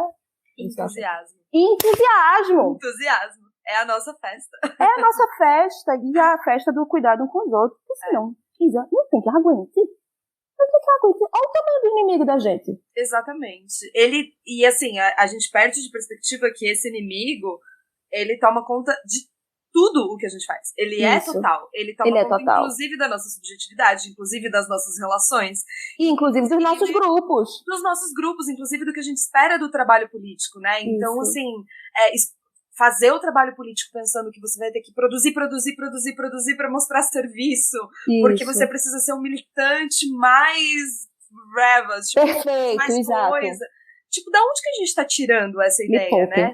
Da onde o que a gente tá reproduzindo, né? Isso. E então, sem sombra de dúvida, a gente tem que transformar também as nossas relações a partir de uma nova perspectiva, e aí, que eu acho que é o que também falta, né, uma análise que talvez seja um pouco genérica, assim, mas que falta na esquerda, tô fazendo aspas com as minhas mãos, de construir o que vai ser, porque também eu acho que a gente sempre recorre ou sempre espera que as coisas estejam prontas e dadas. Então, sei lá, ler a Kollontai e falar, então tá, o amor camarada é isso aqui, vamos aplicar exatamente. Cara, não, a gente precisa construir a partir de toda a materialidade, inclusive, de quem nós somos agora, sabe? Das identidades, aí sim, múltiplas que a gente consegue identificar agora e que a gente consegue, inclusive, se autodeclarar agora, né? Então, agora é tipo um momento histórico, tô falando mesmo. Então, falar sobre isso, falar a respeito, estar disposto a construir, disposto a criar lugares seguros para construir, porque se é construção, vai ter erro. E se vai ter erro, a gente precisa estar disposto a se magoar, a gente precisa estar disposto a experimentar, a gente precisa estar disposto, né, a criar mesmo. E criar junto, né? Não se cria separado, não se cria sozinho. Então é preciso falar disso. Bueno, eu acho que vocês já perceberam que eu tô muito apaixonada. Meu novo amor se chama Jodie Dean, certo? Amor, camarada, é isso.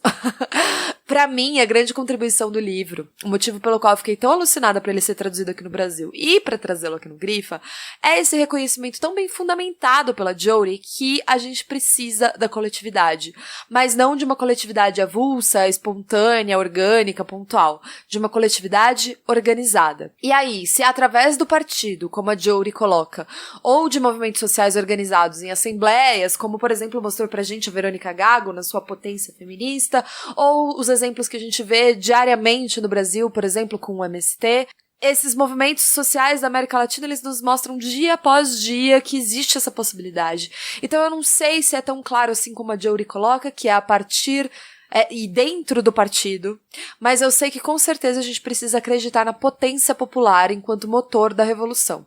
E é uma potência coletiva que ela não achata ou invisibiliza as diferenças, que ela não homogeneiza as pessoas, mas que caminha junto em direção a um horizonte político comum que vai realmente emancipar todas as pessoas de todas as opressões.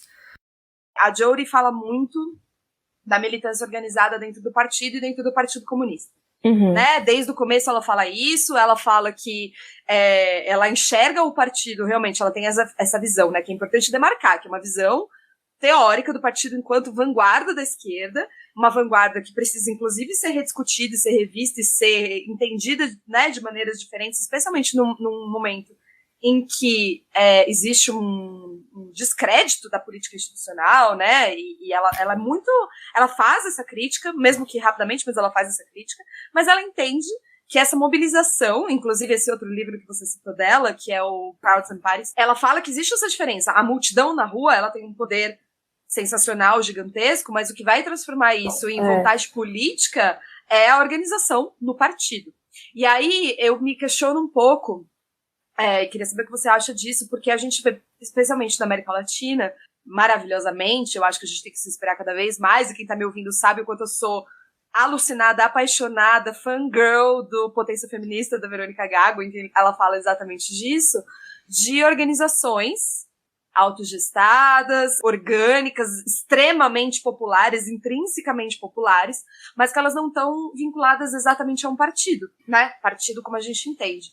Eu queria que você me dissesse o que você pensa disso, porque eu acho que a Jodie fala isso de uma tradição, né? De uma tradição da esquerda, de uma tradição organizativa, que eu, pessoalmente, entendo e defendo, e acho que a gente tem sim que se organizar mesmo politicamente dessa maneira, mas eu acho que não só. Hoje principalmente, eu entendo que não só. Seja pelos movimentos sociais, seja por essas... A gente está falando das assembleias de bairro, das assembleias comunitárias na Argentina, que, de novo, historicamente fazem esse trabalho. A gente tem milhões de outros exemplos, né, em que isso... Eu consigo transpor a coisa da disciplina, da alegria, do entusiasmo, da coragem para esses outros espaços, mas a Jodie não fala, essa é uma interpretação minha, assim. Então eu queria que você me falasse como você enxerga um pouco. Como eu enxergo. Mulher, eu nunca li Verônica Gago. Várias pessoas, várias amigas, várias camaradas, já deram o toque de vai ler Verônica Gago. Eu nunca li Verônica. Então eu não tenho muito como reagir nessa parte do teu comentário. Jodie, ela de fato, né, ela se foca no partido, no funcionamento dos partidos. Eu acho que ela cumpre uma função fundamental, porque os partidos precisam ser repensados, sobretudo essa coisa, né, do partido enquanto vanguarda e tal.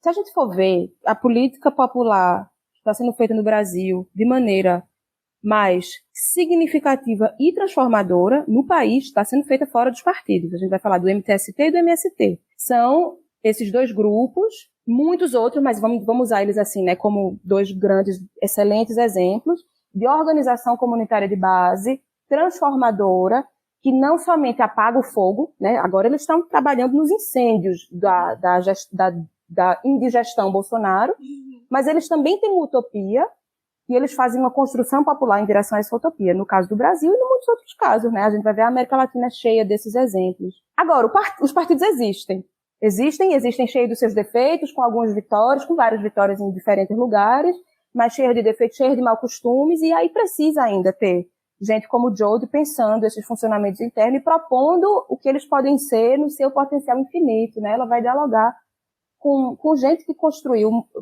partido de uma maneira muito maravilhosa. O que é que eu posso te dizer em relação a isso? Eu ainda acredito muito no partido também como uma porta de entrada para a prática política. Quando eu cheguei aqui em Berlim, a minha porta de entrada na política organizada foram grupos feministas de mulheres internacionais, né, de mulheres não alemãs, e eu fui indo aos trancos e barrancos, indo de grupo em grupo, né, não exatamente um racha, mas eu fui me afastando, porque aí iam vindo as coisas, outras questões locais que para mim eram difíceis de entender, a questão de como se debate, por exemplo, Israel e Palestina na Alemanha, que é desgraçada, né? Você tem um passado terrível de holocausto, mas hoje em dia a forma dos alemães fazerem autocrítica em relação ao holocausto é extremamente racista e islamofóbica e anti-palestina. Então eu entrei nesse mundo e fiquei tipo, meu Deus, o que é que está acontecendo aqui nesses grupos feministas? Eu não estou entendendo nada. Aí saí. Aí fui tentar não sei o quê, fui nisso, fui naquilo, eu dizia, nossa, você não está entendendo nada, quer saber, vamos filiar no partido. Não foi tão simples assim, porque teve umas questões de visto, eu demorei muito para conseguir estabilizar a minha segurança aqui na questão dos papéis. Então eu só me filiei ao partido, ao Die Linke, que é o partido de esquerda radical, em 2018, quando finalmente saiu meu registro aqui na minha casa que eu moro, que eu divido apartamento, porque aí eu, agora, com todos os papéis, vou no partido, vou me filiar. E comecei a militar no meu bairro, na organização mais de base de todas. E lá foi que eu tive contato, né, comecei a militar, e isso me dava uma certa alegria, que era militar com um grupo um pouco mais diverso, que era homens e mulheres, pessoas com com histórico de imigração e sem histórico de imigração, pessoas mais velhas, pessoas mais novas, mas ainda assim um grupo em que justamente essas questões, vamos dizer assim, identitárias, era tão combatido que você fica apada. Você não podia falar, ok, a gente vai celebrar a liberação de Berlim das mãos dos fascistas pelo exército russo. Será que a gente não podia fazer dentro do evento um evento para falar dos estupros coletivos que os soldados soviéticos, os soldados russos fizeram quando entraram em Berlim? 100 mil mulheres se mataram depois da ocupação. A gente se livrou do fascismo às custas do estupro coletivo de mulheres, muitas delas nazi, vamos também deixar bem claro. Mas e aí, vamos falar disso não? Não, você está sendo revisionista. Então, assim, trazer um aspecto, né, feminista, trazer um aspecto... queria muito falar, teve um dia que eu fui na reunião do partido querendo falar sobre iluminação no meu bloco. Será que a gente não acha que isso é relevante? Mas você não quer fazer uma fala sobre Bolsonaro, não? Eu digo, viado, eu moro nesse caralho, faz 10 anos que eu moro nessa cidade, eu quero falar de iluminação no meu bairro. Não quero ficar falando sempre de ser brasileira, não. Claro. Né? Então, assim, eu ainda sou filiada, eu ainda tenho muita relação com vários camaradas, mas eu vi também que nesse contexto o partido não era o lugar onde eu queria militar, porque não era o lugar onde eu podia cooperar. E aí, quando eu cheguei no Movimento por Moradia, em Berlim, que agora está se espalhando por outras cidades, eu encontrei um lugar também cheio de contradições, onde o Poltergeist também estava presente, mas com um pouco mais de mobilidade, né? Eu não sou somente imigrante brasileira no grupo. E isso é muito maravilhoso, a sensação de, tipo assim, trouxe esse tijolo, vou botar na parede, tá bom? Bota mesmo, do caralho! Bicha, na verdade, voltando para a tua pergunta em relação ao partido, o partido precisa ser... Porque partidos políticos existem, ainda acho importante que precisam ser pensados e repensados e analisados, mas não acho que é o único lugar possível. Não acho que é o lugar onde está a vanguarda. Eu acho que o PT tem muito mais a aprender com o MTST do que o contrário, o PT atualmente, né? Não o PT histórico. Mas eu não abro mão do partido ainda não. Agora, só para terminar, uma anedota. Ano passado, eu estava andando na rua, passei por um stand do Partido Comunista Alemão, que, na verdade, o Partido Comunista Alemão é ilegal, né? Você não, depois que o muro caiu, que a Berlim Ocidental, que a Berlim comunista, que a Alemanha comunista se lascou, ou lascaram ela, o Partido Comunista se tornou ilegal, mas tem um Partido Comunista na Alemanha. Depois eu vou olhar essa diferença direitinho para te mandar, porque eu não estou conseguindo explicar direito. Tá. Mas é anticonstitucional ser comunista na Alemanha, é proibido. Tá na Constituição, não pode. Mas existe um partido. E eles estavam distribuindo flyer não sei de quê, e eu falei, eu sou do Die Linke, que é o partido de esquerda, né? Eles têm alguma relação entre o Partido Comunista e o Partido, vamos dizer assim, o PSOL alemão, é uma descrição terrível, mas a título de simplicidade, o PSOL alemão. E eu falei, a gente vai ter um bloco na passeata do 8 de março, vocês vão ter bloco também? Como vamos fazer aí uma conversa? E eles falaram assim, o Partido Comunista Alemão não é feminista, porque as feministas são anticomunistas. Viada, a senhora tá assim, desatualizada no último. Aí ele falou, era um senhor mais velho, um alemão branco mais velho. Uhum. Ele falou assim, nós não somos anti-mulher, mas nós somos antifeministas.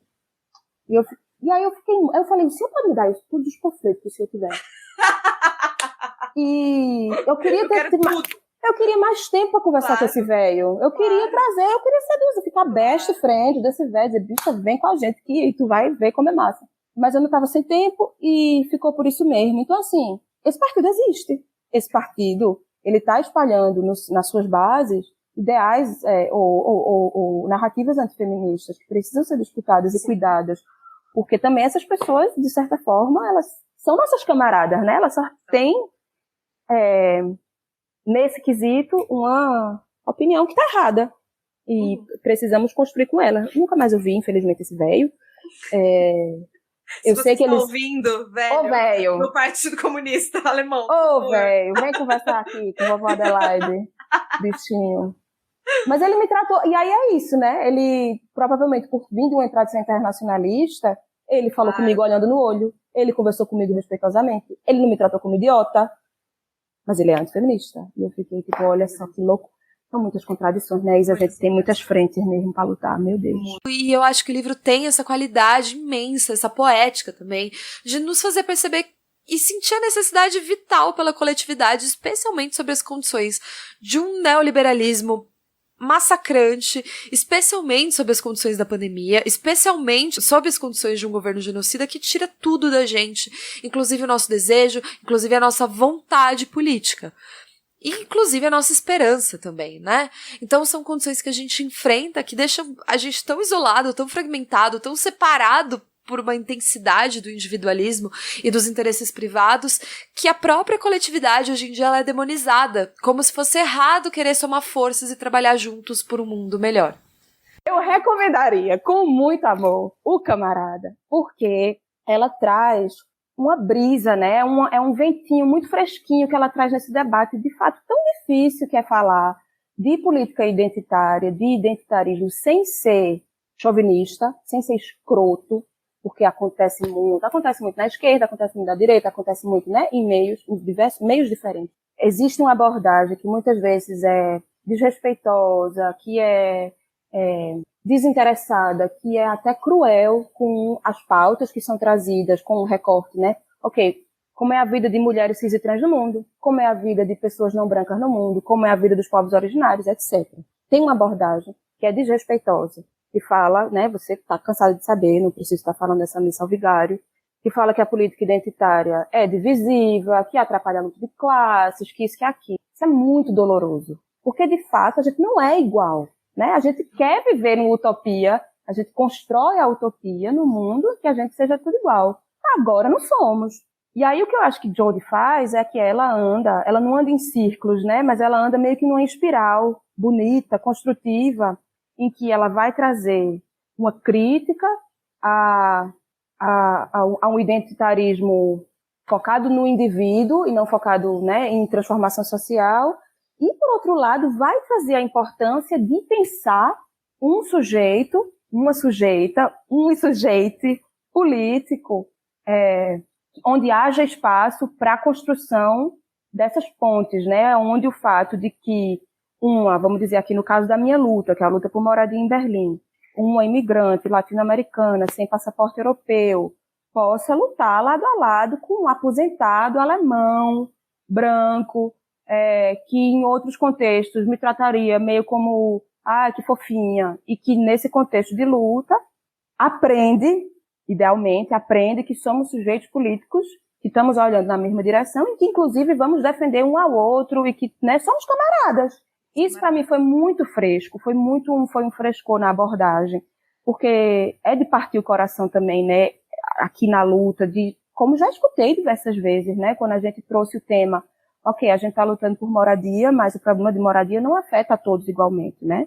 O meu companheiro, o seu Müller, que é um homem branco de olho azul aposentado, existem algumas portas que são abertas para ele. Por outro lado, eu chamar de privilégio branco o fato dele ter acesso à moradia, né, uma pessoa que trabalhou 30 anos como motorista de ônibus, descreve o problema? Eu acredito que não. Então, como é que a gente cria como é que a gente cria esse elo? E o livro dela traz muito isso, assim, é um frescor bonito, ela traz muitos dados históricos de como o Partido Comunista norte-americano resolveu suas questões internas de chauvinismo branco.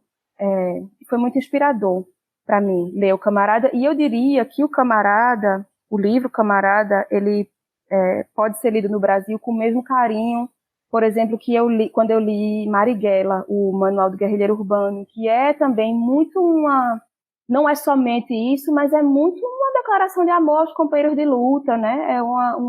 Tem muita coisa bonita em relação a estar junto, a lutar junto, a ter uma utopia, a olhar para a mesma direção. Obrigada, foi tempo. Obrigada, foi tempo. E assim, a gente chega ao fim desse episódio importantíssimo e lindo sobre Camarada, um ensaio sobre pertencimento político de Jodie Dean. Eu aproveito aqui para agradecer a generosidade da poeta e tradutora Adelaide Ivanova, que conversou comigo e construiu esse episódio com a gente através de uma entrevista gravada. Foi muito bom essa conversa hoje. Muito feliz de poder espalhar a palavra camarada, de estar com o Isa aqui, estar com vocês que estão ouvindo, não sei quem vocês são, mas sei que estamos juntos. Recomendo demais esse livro, que ele é inspirador em diversos sentidos, né? No sentido prático de levar para a luta, mas no sentido também de ser uma leitura deliciosa, que também é importante ler gostoso. Convido a todo mundo que ainda não faz parte da luta organizada pela melhoria, transformação e construção do novo mundo contra o poltergeist, que experimente, que é muito gostoso, que às vezes a gente até se surpreende, inclusive, com o nível de deliciosidade, apesar de também ter, às vezes, ser um pé no cunhão. Queria dizer que vem livro novo por aí, não posso revelar muito mais, mas parece que sai em julho pela Macondo. Não sei, parece que se chama Chifre, mas eu não sei se eu posso revelar. Eu vou levar um carão do editor, mas pronto, está revelado, Planeta. Eu amo! Primeira mão, primeiríssima mão. Em primeira mão, informações exclusivas aqui. Eu furei a mim mesma agora. É isso, gente. Obrigada. Um beijão pra vocês e boa luta. E assim a gente termina esse episódio em parceria com a Boitempo, em primeiríssima mão, exclusivíssimo. Lembrando a vocês que Camarada chega primeiro às mãos dos assinantes do Armas da Crítica, o clube do livro da Boitempo, que todo mês antecipa um lançamento do catálogo da editora. Os assinantes do Armas da Crítica recebem em primeira mão o livro em versão impressa e em e-book, brinde surpresa, marcador de páginas, adesivo, um guia de leitura exclusivo no blog da Boitempo e um vídeo antecipado na TV Boitempo, além das 2 edições semestrais da Margem Esquerda, a revista da Boitempo, e tem também 30% de desconto em toda a loja virtual.